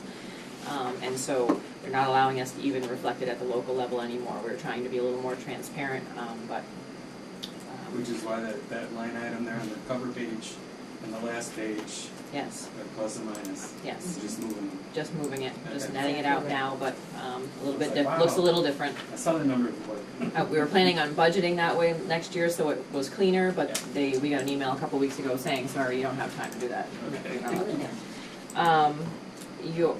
Before we leave the revenue page, that's your top page, I do anticipate your carryover to go up a little bit for your next draft. I already know of some things that I, through a meeting with Pat and Jessica, that I need to update for your next draft. So if anything, the carryover is actually going to increase in your next draft.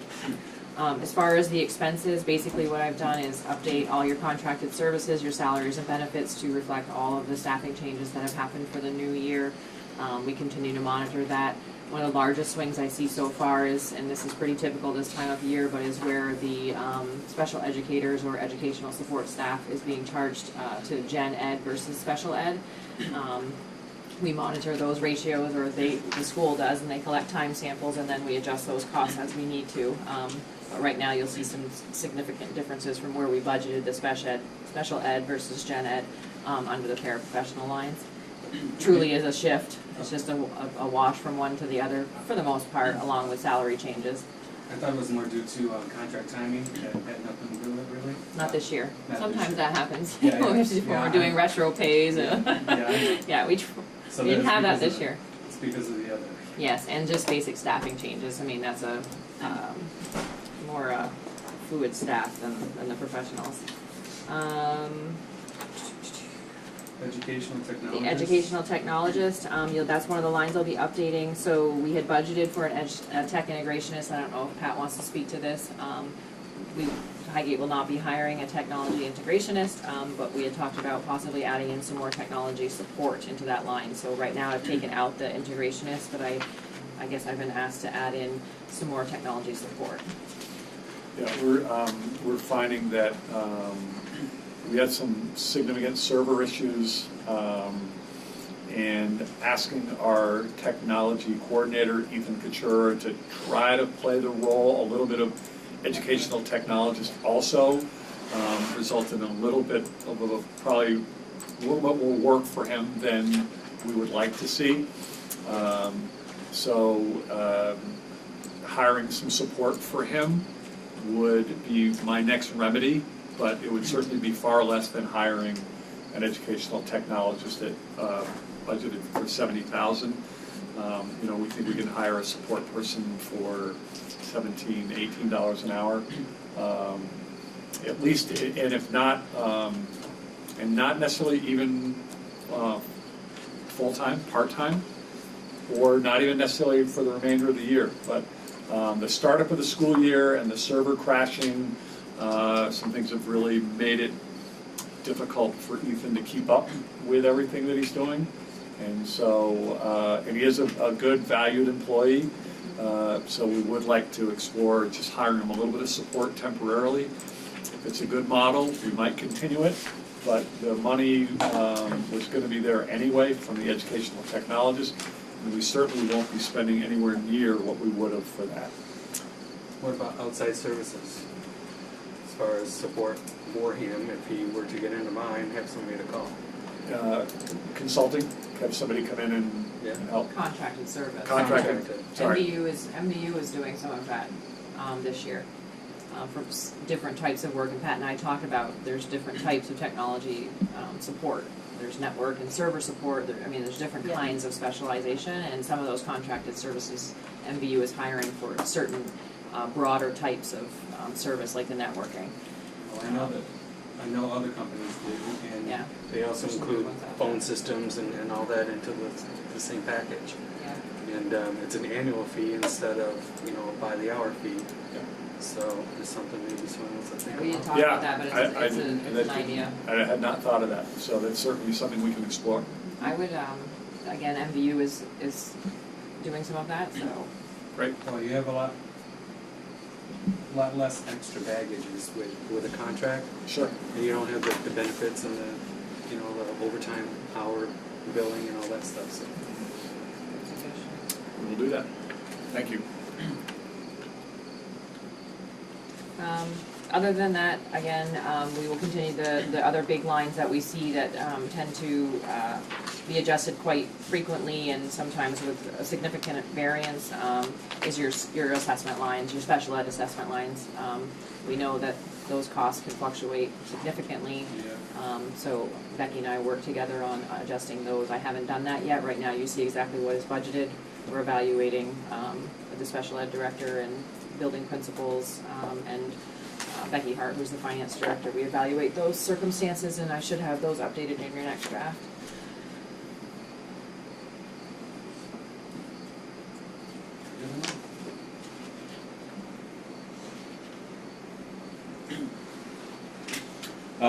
Questions, concerns?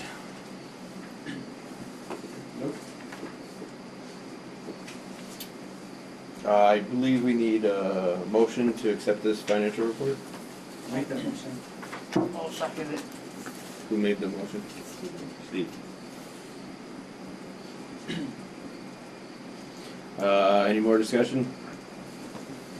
All those in favor, signify by saying aye. Aye. Opposed? Motion carries 4-0. And Steve has the warrants. I do. What's that? Not yet.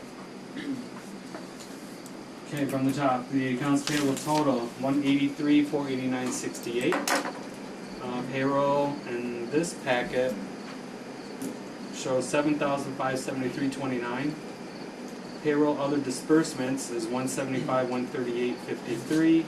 And deductions to payroll is 85,196.35, bringing total payout of 451,397.85. That's for the month of August. For the month of August, correct. So we need a motion to accept the warrants for the month of August. I'll make that motion.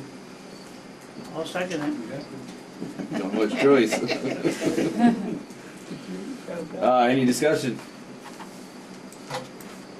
Hopefully it'll come back soon. I guess we'll vote on it. All those in favor of accepting the August check warrants, signify by saying aye. Aye. Aye. Motion carries 3-0. And the other couple, I have a couple just little housekeeping things.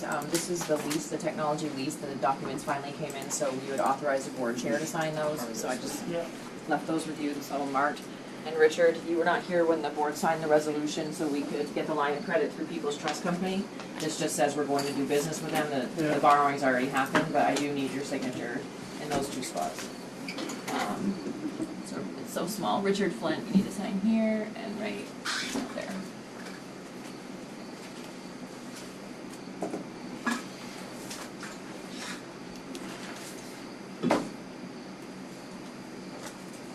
Email I sent CCU and Sue just to say, she said she would stop at the bills, but I told her to work with you guys on where we're going to be.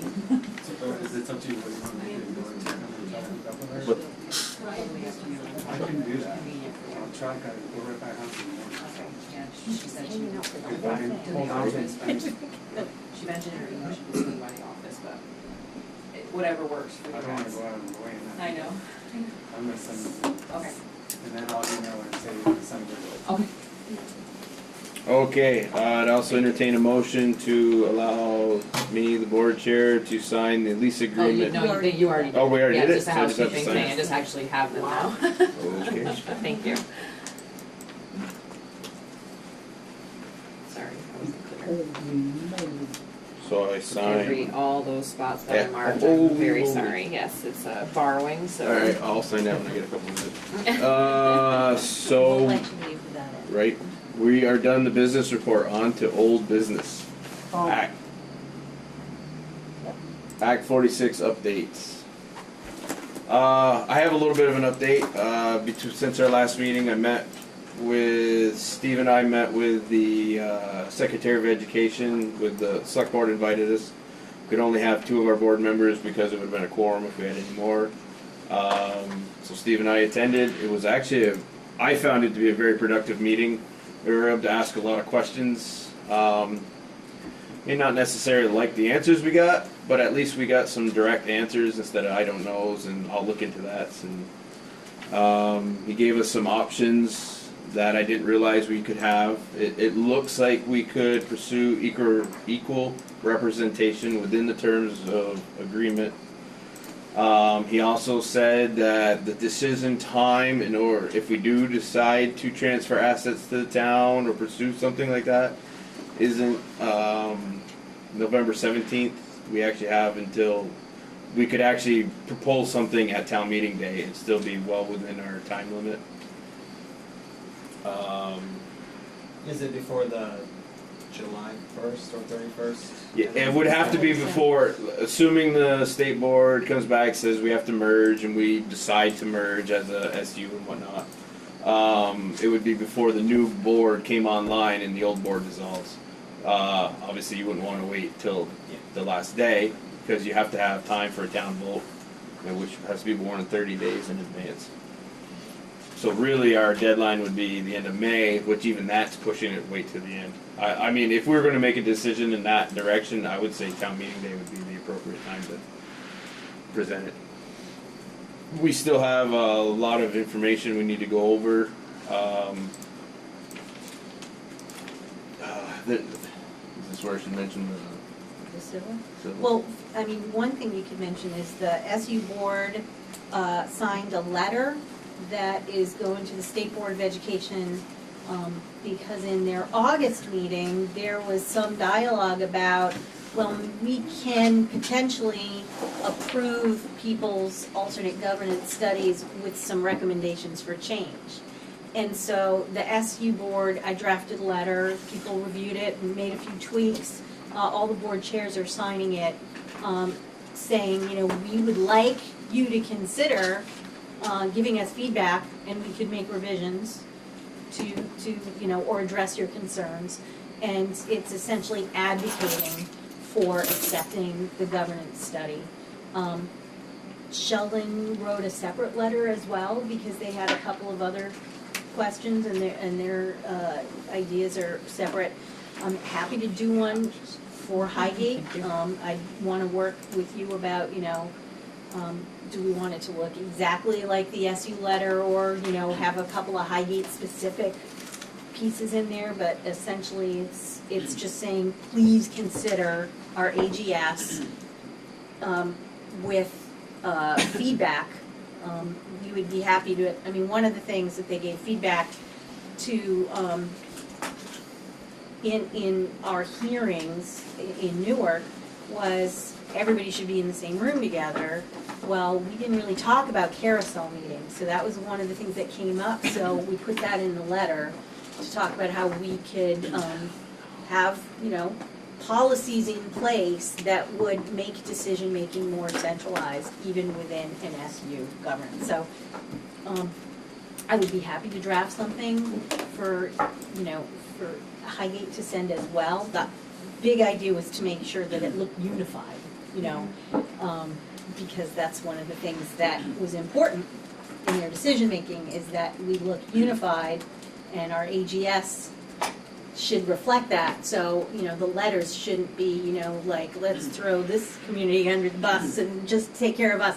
It really needs to look like the way you are acting, which is in concert with one another and supporting one another. And I liked the fact that the SU board made a big point of saying, let's make the statement in here that Sheldon is important in our SU, and I thought that was great. So you're stating that as Highgate, if they were to do that letter, then we shouldn't get into any kind of statistics as Highgate. We should stick as the global type or the supervisory union level and I think not at drill this down to our point, own I mean, if you specific. wanted to put something in there, that's fine, but the point was to have a simple letter saying, Yeah. please look at our AGS, if you think you can, if you're considering giving feedback to districts, please consider giving us feedback. Yeah. We'd welcome that.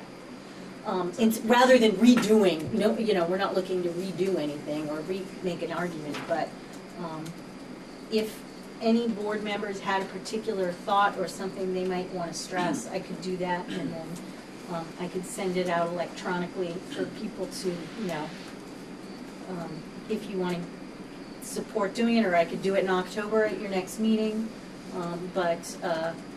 you know, or I could do a virtual copy of the one that the SU did. My personal feeling on it, I'm not sure about the rest of the board, but I would like to draft a letter representing Highgate. And I wouldn't want to wait till October. Right. I think if we could do it in the next week or two, I think it'd be. Do you want to authorize Chris to sign something as long as everybody gets to look at it? Yep. I'll make the motion. I'll second that. Yep. I just think we still need to have a part that makes us seem unified with the district, Yep. but also our grievances. Yeah, that was my point. So, do we want to make ourselves stick out, or do we want to stick with the group saying we're working as a team as it is Yep. already? I think you see 50-50 about. Really, what the way I structured it for, say, Sheldon is a unifying first paragraph, an example of a Sheldon-specific issue, and a unifying final paragraph. Please consider granting all of us this opportunity. With Yeah. specific feedback. Yeah. Yes, with specific. That sounds good. I like. Yeah, sounds good. All right, so We had a motion. we had a motion from Ryan or Richard, and then seconded by Ryan to authorize me to sign a drafted letter to the state board, right? Yep. You better send that to us so we can read it first. Oh, yeah, Oh, yeah, I'll make it in a way that you won't accidentally cause a meeting, Okay. you know, but, so that you can give feedback directly to me. Okay. Okay. Yeah. Okay, any other discussion? I'd like to do that. All those in favor, say aye. Aye. Opposed? Motion carries 4-0. Connie, would you happen to have any more to add to the 46 updates? The only thing that I would add is I did go to the meeting with the gentleman who's running for lieutenant governor, and we all left there with his advice to say that from this point until January 1st, you talk to your legislators and tell them no more mergers. Let's stop on the mergers until we get some of this sorted out. And he also said, and Linda was there as well, that it takes a critical mass of people in different parts of the state saying the same thing to the State Board of Education. And first of all, having our legislators talk to them, so because our legislators are still Steve Beaver and Chuck Pierce, they would be the two that should do that. There was a good representation of representatives from the rest of Franklin County, and so to very much push that issue. Just no more mergers until we get some more things figured out. Very interesting. Anything more on Act 46? Oh, and I will add this, that I think as of tonight, any official function that I had, I will resign from, okay? And I think it's problematic that all information is, information is coming from too many different people. So, thank you for letting me do it, and thank you for accepting my resignation. Well, that's interesting. So, how many more times is the committee planning on meeting, or are they pretty much done their charge? I have no idea. Yep, it's, There has been, and as it's far as been I know, disbanded. there hasn't been a new meeting scheduled. no, at the last meeting, Bob really spoke to the fact that they met their charge, and that, there, at this point, there was no work for that committee to do. So if another committee pops up, we'll probably definitely want to have a representative from Highgate, but we'll cross that road when we get there. Okay, roof update. I talked to Abe, I believe it was last week. I think they're done all the removal of the old metal, and they've done all of the rot remediation. In other words, they fixed it all, and they've resealed it, and I believe, weather permitting, they want to start next week putting down the new roof in the areas that were replaced. The areas that we were expecting to be really bad were really bad, and the areas that we were hoping weren't too bad weren't too bad. You did come across a couple areas where we had metal on the side of walls that when he took it off there was no sheathing behind it, no flashing, so any water he got behind was coming straight into the school. From looking above down onto the insulation and whatnot, there hasn't been a whole lot of damp insulation, no water damage that he can see. We're going to have to pursue this a lot more when the roof stops leaking, but it fortunately we don't have a whole lot of insulation up there, so it didn't get wet. Part of the problem, and that's another issue we're going to have to address. But as of right now, the roof is on track to be repaired. They haven't run into any new major excuse me, major issues like they did last time. So hopefully we'll be done with it. Maybe by next meeting it'll be done. It looks like the construction is really interfering with, really isn't interfering with anything here at school, as I've been here a few times in the last few days, so, has there been any issues, Pat, with The roof construction? the walls and all that seem to be working nice? Yeah, there's, I mean, teachers don't like the view, but other than that, it's... The front entrance is awful dark with that wall there. They did ask permission to paint it. Murals. I just thought that would, after a few days, I'd get used to it, and I haven't heard anything more about painting it. So. Fair enough. Oh yes, our second insurance company or third. We've had through this roof leaking process. We've had 3 different insurance companies. So when we submitted an insurance claim, we had to submit it to all. Well, we submitted it to ours, and then they contacted the other insurance companies, and everybody had their part. Our current insurance company has denied us, saying that we're not. It's not something that falls in coverage. Hanover Insurance has at least sent up an engineer to look at it, and Terry and I met with him on Monday, and I sent him all the pictures I had and gave him as much information as I had, and he stayed for I believe another hour or so taking pictures of his own and doing an assessment, and he's going to advise Hanover Insurance on whether or not we have a claim. Good.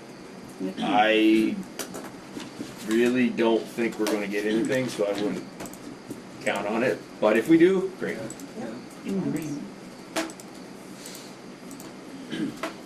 Okay, on to the NATO property request, which is the little chunk of property that not the select board, the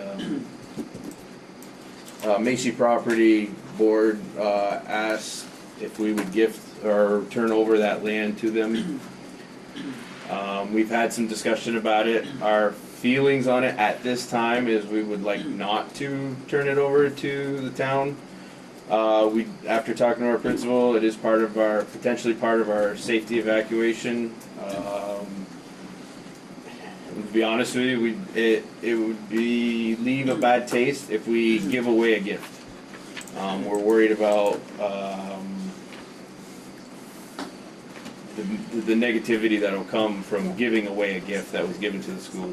Because that land was gifted. So, can I make a motion? I make a motion that we Highgate Elementary keep the NATO property. And I don't know if you need more than that in there, but you probably do. That we do not turn it over to the town of Highgate. Do we need a motion? We just You don't need a motion We to just don't not need do to- something. We just don't do it. But, you know, Okay. that certainly reflects the will of the board. So it's up to you whether you want to. Sorry. You don't need to move to not do Yeah. something. Right. But, you know, it reflects the opinion of the board. I also feel, I've talked to several members of that board, and each person I've talked to, I've gotten a different projection of what they want to use the land for. One of the ideas I got, I kind of like. The other ones I don't. So until they make a more concrete decision, I don't feel comfortable turning it over at this point. I don't know about the rest of the board's feelings, Well, but I say no. I don't know what the rest I of just don't think it looks good. What's that? I don't think it looks good. Right. We do that. Right, I agree with you. so at this point, I consider that issue closed. Superintendent's report. Oh, you don't want to see my calendar. So I do want to, I mean, you have it, and I hope you have an opportunity to read it. I want to highlight a couple of things. One is just the structure of the report. I really want it to be an opportunity for the different departments in the central office to give a report on how things are going. And at the SU meeting, they're probably going to take a few minutes and share personally rather than me just talking. But any questions, I'm happy to field, and if it's something above my area of expertise, I would be happy to have one of the special ed director or the curriculum director respond. But I want to highlight a few things. I think it's important to let board members know that there is a School Board Association conference that happens every fall. This year it's October 18th and 19th. And it's usually a very good opportunity for board members and the superintendent to learn together. Usually they have really good quality presentations. And this year they're really talking about, well, one of the things they're highlighting are restorative practices and how effective that is in schools. If anyone is interested in attending, they just need to let Purette know, and we would take care of the cost for that. Because that's something that we find is important, and we want to support board work. We also know that people have jobs, not a lot of board members go, but if every once in a while somebody wants to do that and make it a priority, I recommend it. So if you're interested, please let Purette know. I wanted to make sure I do an update on the website, since that was a bit of, just as you were mentioning, we had a lot of difficulty with servers and the Wi-Fi, the website. I hope you all got the email I sent out to board members in case you did get phone calls about it. It went down. We had expected to change the platform of the website anyway to make it more user-friendly and easier to put information up there, maybe make it look better. But then through a variety of things, it ended abruptly. And so we had to, I just want to thank Robert and Jarvis and Rusty, I think too, I don't know Rusty's last name, and Swanton, who have spent a lot of time getting it back online, making sure the board meeting minutes are up and all of the things we legally have to have up there.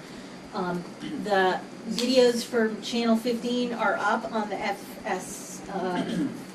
Franklin Northwest SU website. The Highgate link, I've been told, is up now, and that was, I thank Ethan for doing that and in the midst of all the pressure of the back to school. But I wanted to let them know, because it had been important to the board that was up.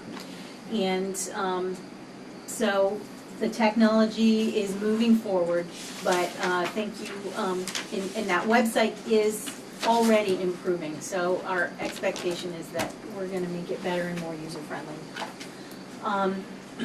Other things I want to highlight, there was so much happening around curriculum and instruction and the in-service, and Pat spoke a little bit about that. One of the things I think you'll be hearing more about is something called an integrated field review. And schools are being assessed by their SBAC scores, just like they have been, but they're also being assessed by these sort of qualitative reviews where teams of school teachers and administrators get trained and then they review each other's schools. And we have a team of, I think it's 12 people. I'll be part of it. Kosha, the curriculum director, will be a part of it. We have administrators. We have representation of teachers from all schools. We're going to be trained next month. We'll be given different schools. We'll be deployed.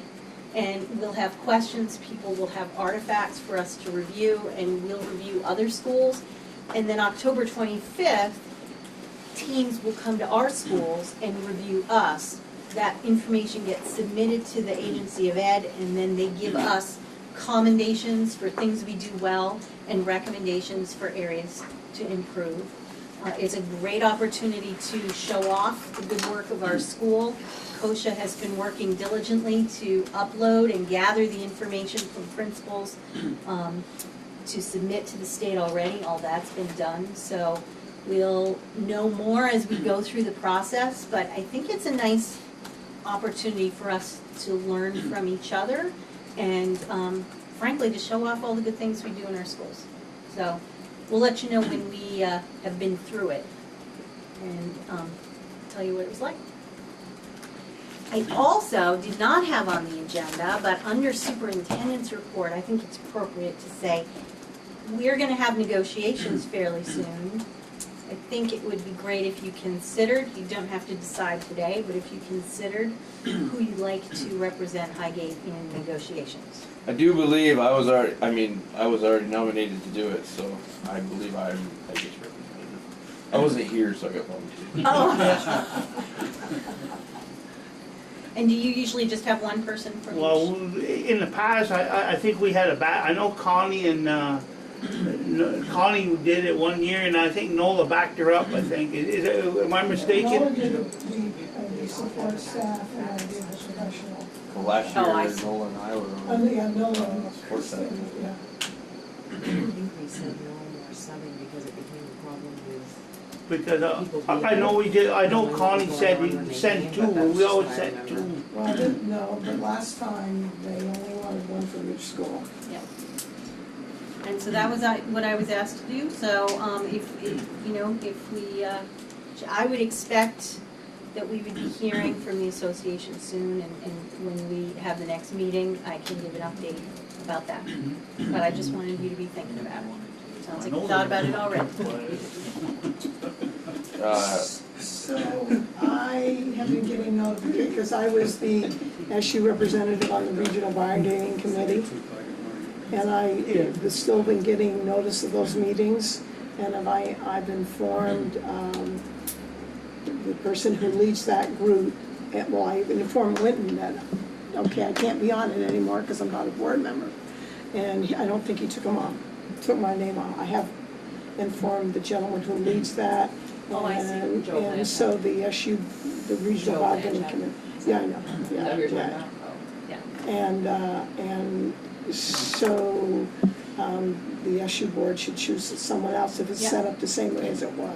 Yes, I think that And would be an important it's a really good experience, and it's really valuable.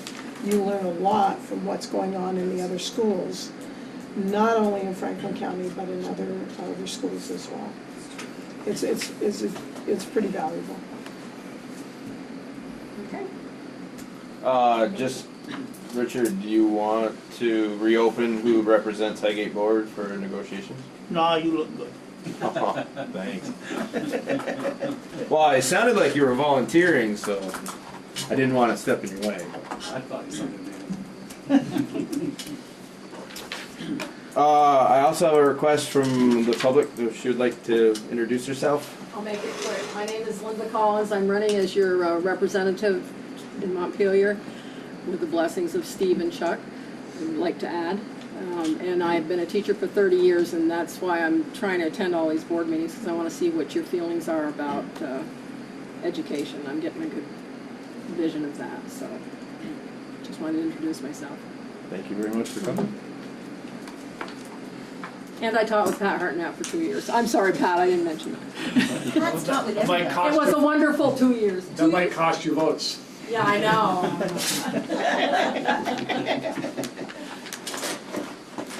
Okay, on to new business. Grant updates. So I wanted to give you an update.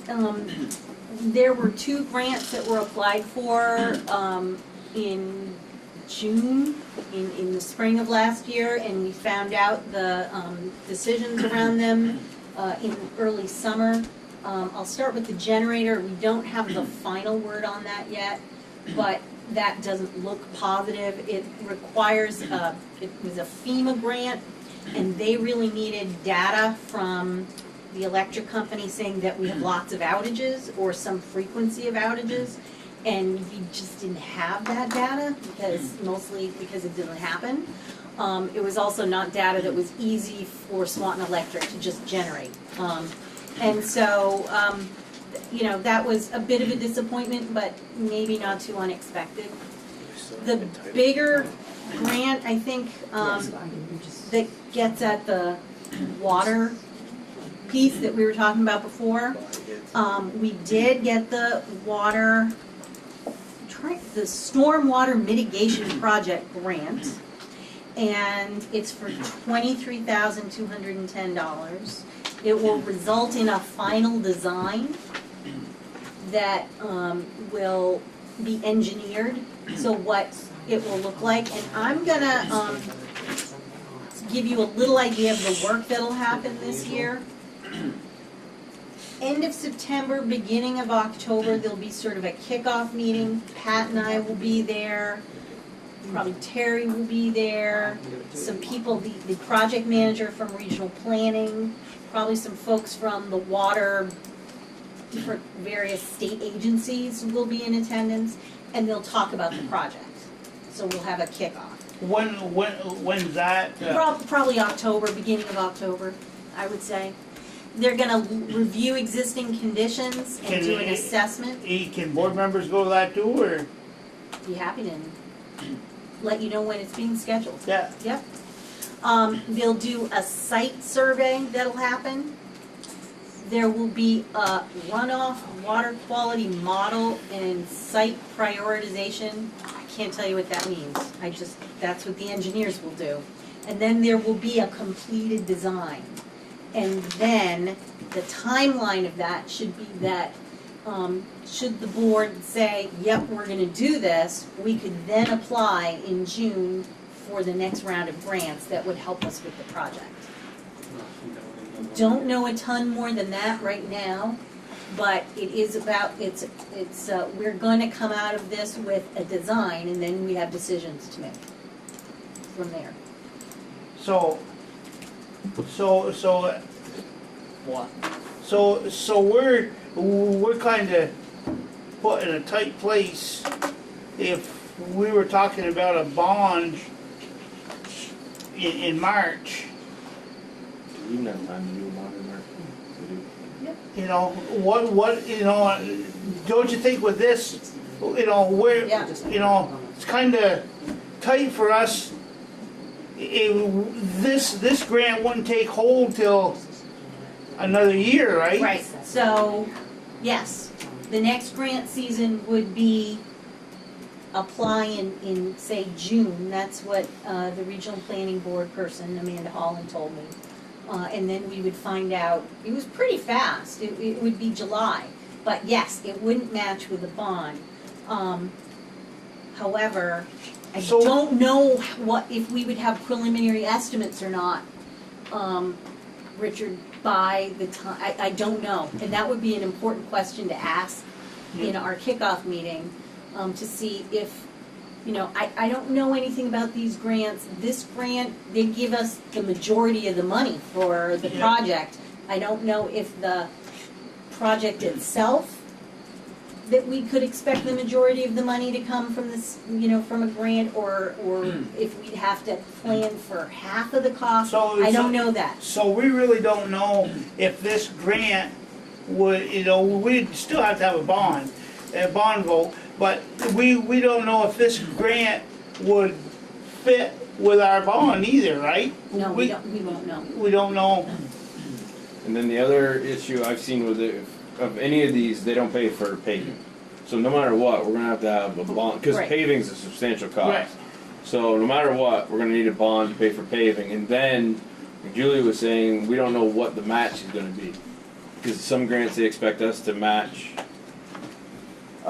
certain funds, certain percentages and whatnot. So then we would need more money on that. Yeah. So the part I'm having a hard time with this is the timeline. Yeah. Waiting to Right. another year with this parking lot. Or a year and a half. Right. So And then the other issue that is coming, maybe, is if we go to a consolidated board a year and a, by June, it's another board's decision. right. Square one. But you do have time to do your bond now. This Right. Yeah. If we Right. start, If So, we Chris. start planning now. Chris or Julie, what, so with what we've got in with Roy Hango, would we still go with that plan?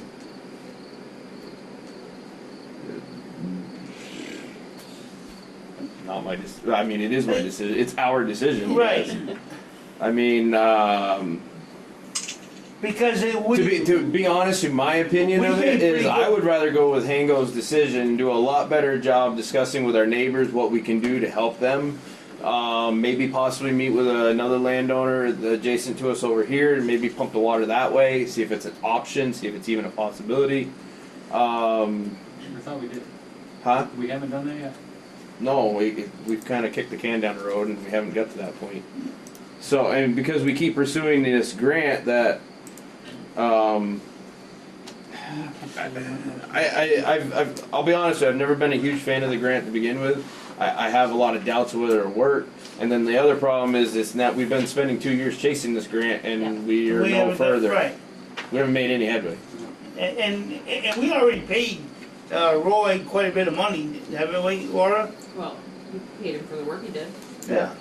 The hard part, though, is, I mean, we're going to have to pay him again because we're going to have to reassess. He did a lot of work. Because, I mean, that's 2 years old information, you know, and we want to revamp some of the design. We're going to have to, I mean, I don't know if we'll have to start from scratch, but we're going to have to meet Right. with them again. Right. And there's going to be some added expense there that would come out of our pocket.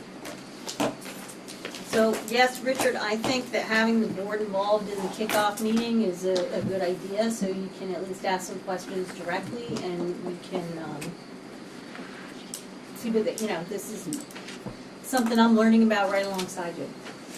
So you said something else? Absolutely, when they contact me, it's taken a while for the state contracts to happen and all of that, so I reached out about a week ago, and they said end of September, beginning of October, there should be a beginning meeting. Just for clarification, this is a whole new route. We're going a different route now. Are we backtracking to what Richard's talking about at all? Should we be going that much? Well, that's the next, Further that's the forward? next agenda item, so. Okay. Okay. There is a plan B in works, so, and that's the next I agenda like item. these. I like these. I'm sorry, I missed No. something a little through the, so in October, they're gonna meet with us to, It'll be a meeting at the school during the day to talk about the process, okay, and I'll let you know when that gets scheduled. okay. Okay, so moving on, possible building bond, separate meeting. I think we need to start having a serious discussion about getting a bond, similar to what MVU did. Not only just the parking lot, but we have some other issues, like the rest of the roof, the white building roof needs to be replaced. I believe the heating lines in this building are starting to rot out. And I think, my opinion, maybe the rest of you don't, but I think we need to look on getting some of these rooms air conditioned. You know, a lot like, not these little square boxes, a lot like what Richford put in, the big ones, the outside units in each room. I think we gotta do it. This last 2 weeks is just, I think has been brutal, but inside of school, but, you know, and being a kid trying to learn, Yeah, because it does seem to be warm longer in the fall, and of course, I'm sure by springtime when the kids want to be out of here and it gets warm. Yeah. Yeah. May as well look at it. Asbestos abatement too. Yep, asbestos abatement. So can we schedule? Huh? Nothing, never mind, I'll ask after. We're managing the asbestos that we have, but there is asbestos tile, it's not, but we need to develop a plan to remove it and remediate it before it becomes an issue. Okay, I didn't think we had a whole lot left. Well, we got a couple classrooms. The gym somewhere. I don't think I thought we took a whole gym out. I think we've got the stage. The Oh, the stage, that's There's, probably- I'm not saying the building, there's a lot, We didn't but touch the stage. there are pieces of it in the building. Yeah, I was there. Yeah, Jim's done, I know that. But there was a couple other classrooms. Yeah, there are. I would have to go through the management plan finder. Under the stage, I guess. Yeah. To go along with this bond, there's been a request to do an audit of our building. I know the feelings of some, but the request came from Pat that he's suggested that we pursue having an audit done of our buildings and grounds and what we need and whatnot. I don't know, do we even have time to do something like that and then get a bond prepared for town meeting day? That seems like an awful short timeline. I agree with Pat that I think that's a good idea, and that's because you can only bond about every 20-25 years. It's not something that you can wait and have, you know, that you can cover all the things that are relevant to the eye or that, you know, that we have experienced with or that have been issues, and then turn around 7-8 years from now and go bond again. It's designed to be something that it's all encompassing and you do it every 20-25 years.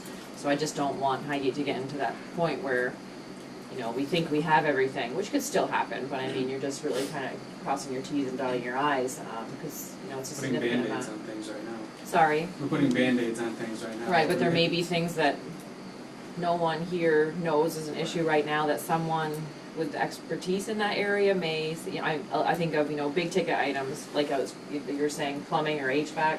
I mean, electrical systems, you know, looking at the really big picture, the infrastructure, safety, security, windows, insulation, you know, and then prioritizing those, because again, it's not something we can just go back out and bond again in 5 or 6, 7 years. Well, when's the last time we bonded? Back in 80s? I'm not sure, I'd have to go back and look, it was before I was around.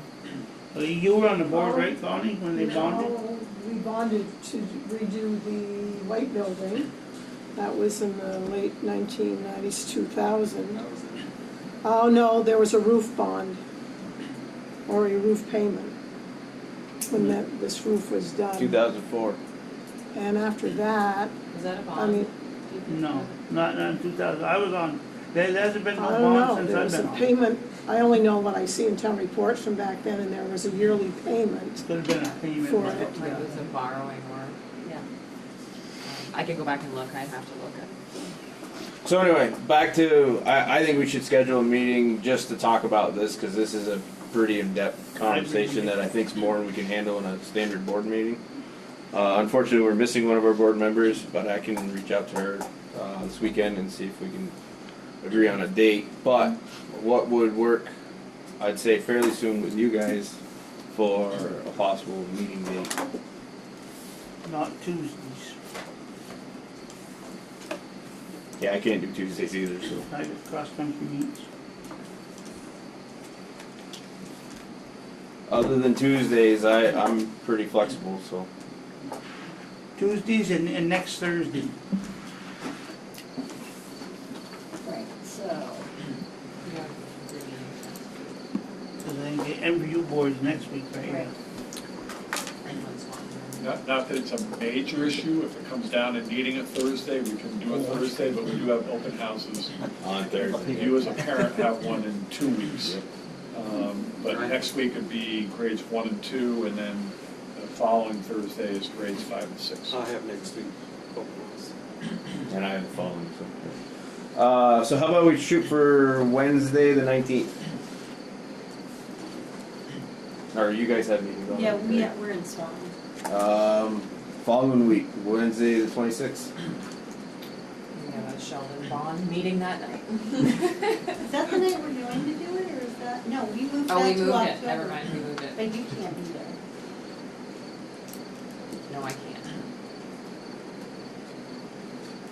Well, you guys are the ones with limited schedules, so Sorry. how about you guys shoot up some Thursday the dates? 27th would work. That doesn't work for me. That doesn't work for you. The first week of October, Actually, it would, depends what you want to do. right, you could do it earlier. Your son's grade level is going to go first, 5:30 to 6:30. Oh. And the Yeah, most so if we met at important part- 7, I could do it. So, anyway, so I'll throw that out. So the 27th possibly.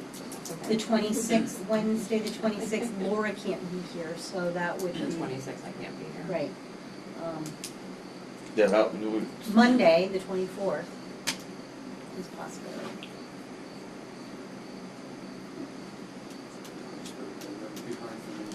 That'd be hard for you? I'd rather be, kind of like, have suggestions about the 27th, that would be okay with me. And Chris is gonna be here anyway. It's one less night out. Yeah, I can. Give it sure. a shot. So does the 27th work for everybody I'll else? bring you a sandwich. Huh? I'll bring you a sandwich. Thank you. Like a pot of coffee. All right, so we're gonna tentatively meet, plan for September 27th at 6:30 in here. And if I'm a little late, I'm a little late. I'll show up when I show up. Okay. So to add to our meeting times, next September 27th, we will be having a meeting about possibly pursuing a bond and what issues we would have for that bond on September 27th at 6:30 here. Including conversation about the audit. Yeah. Yep. Yeah. Oh, yes, yes. Yeah. Building audit. Would you like me to reach out to a company to see if that's even a timeline that would be remotely? Yes, please. Yeah. Because if it's just flat out not going to fit in the schedule, then it's kind of a moot point. But I have a feeling it's going to be difficult. right. Okay, fire department. Yeah. The fire department is talking about, it's just in a talking stage, but they wanna know, they're talking, Franklin is doing away with their breakfast. And Highgate's talking about having a breakfast. And we're just in the talking stage right now, but it would be the Sunday after town meeting. And wanting to know if we could use the building that Sunday. March, trying to think, it's a Sunday after town meeting, that's what they said. Like I said, we're in the talking station, but it was the committee brought up that should bring it up to the school board and the principal. And So, I believe we have a policy, building use policy already in place. So you would have to follow right, we know the building use policy, but there was brought up about food and all that, and I knew in the past that it wasn't. I know at one time it was that the fire department, it was open for the fire department at one time. We didn't fill out the building use form, you know, they said the fire department helped, we helped with at times, I remember we helped with the craft show and we supplied tables and that stuff, so I know in the past it's been just go to the board and, but if you want us to fill out one, I'll fill out one, or we'll fill out one. Could that be held completely within the cafeteria? It doesn't sound it. Doesn't sound, okay. It sounds like it sounds like, Franklin had a big one and they used their whole gymnasium. So I'm feeling if we went through with it, I don't know if it would be the first year as big as Franklin's, but I think we'd have to plan on the gymnasium. Approach it like the craft show. Yeah. I have a couple questions. One would be, now I've been to the one in Franklin, they cover the floor in the gymnasium. Would you guys be looking to do something like that, or? They also do all their own cleanup too. Yeah, right. We'd do our own cleanup, ask you use the auto scrubbers or whatever, but, we've had ham dinners here and we've cleaned it up. We got guys that know how to run the scrubbers. Franklin has a wood floor. What's that? Franklin's gym floor is a wood floor. Yes, where this one here, where this one here, it's tile. You go through with a scrubber and clean it up, and Yeah. So, are you looking for a motion? Yeah.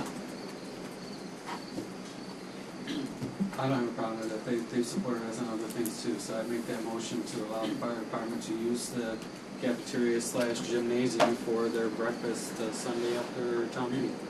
And I'll second. Discussion.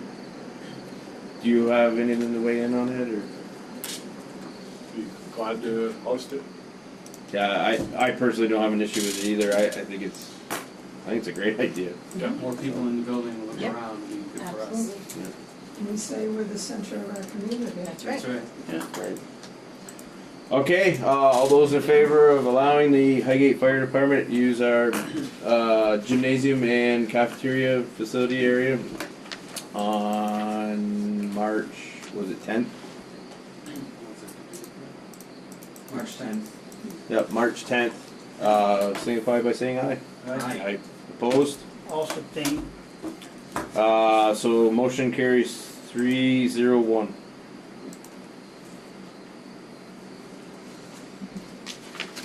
Whew. We're on to executive session for contract issues.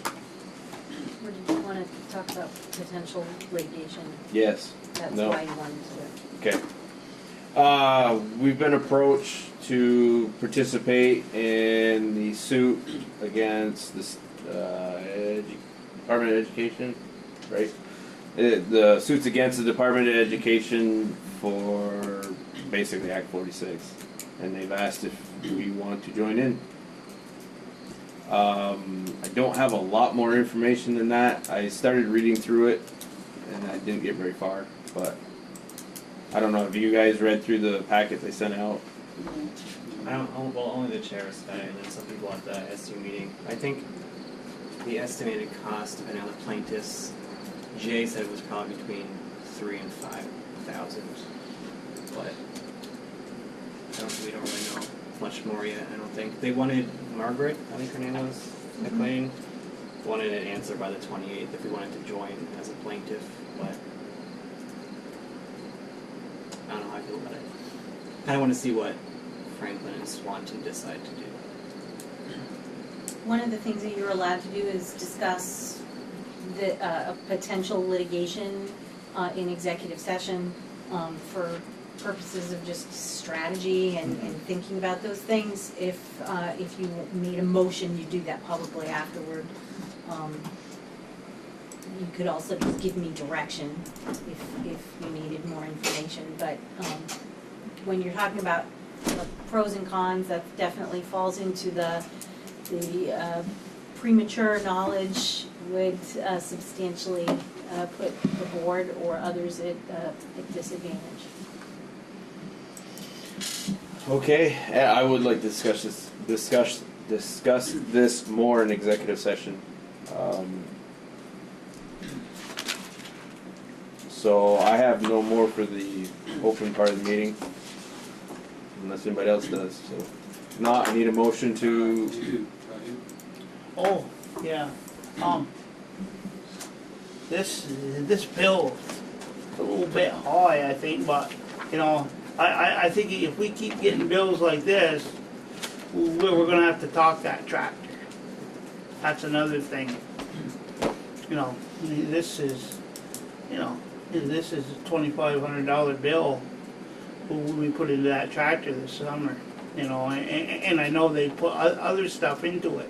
So, you know, how much money are we gonna keep spending on it, you know? I agree, and I think that's a discussion we have to have when we start discussing budgets for. Okay, you know. Because I've talked to Terry too, and I think our tractor is starting to wear out. Yeah, you know, it's pushed snow for, what is it, we got that in 10 years ago, so it's blew a lot of snow, and it's really just a lawn tractor, you know, and, you know, I just think it's almost time to discuss, because, you know, that's you know, what's gonna go next, you know, 2,500 this time, and another.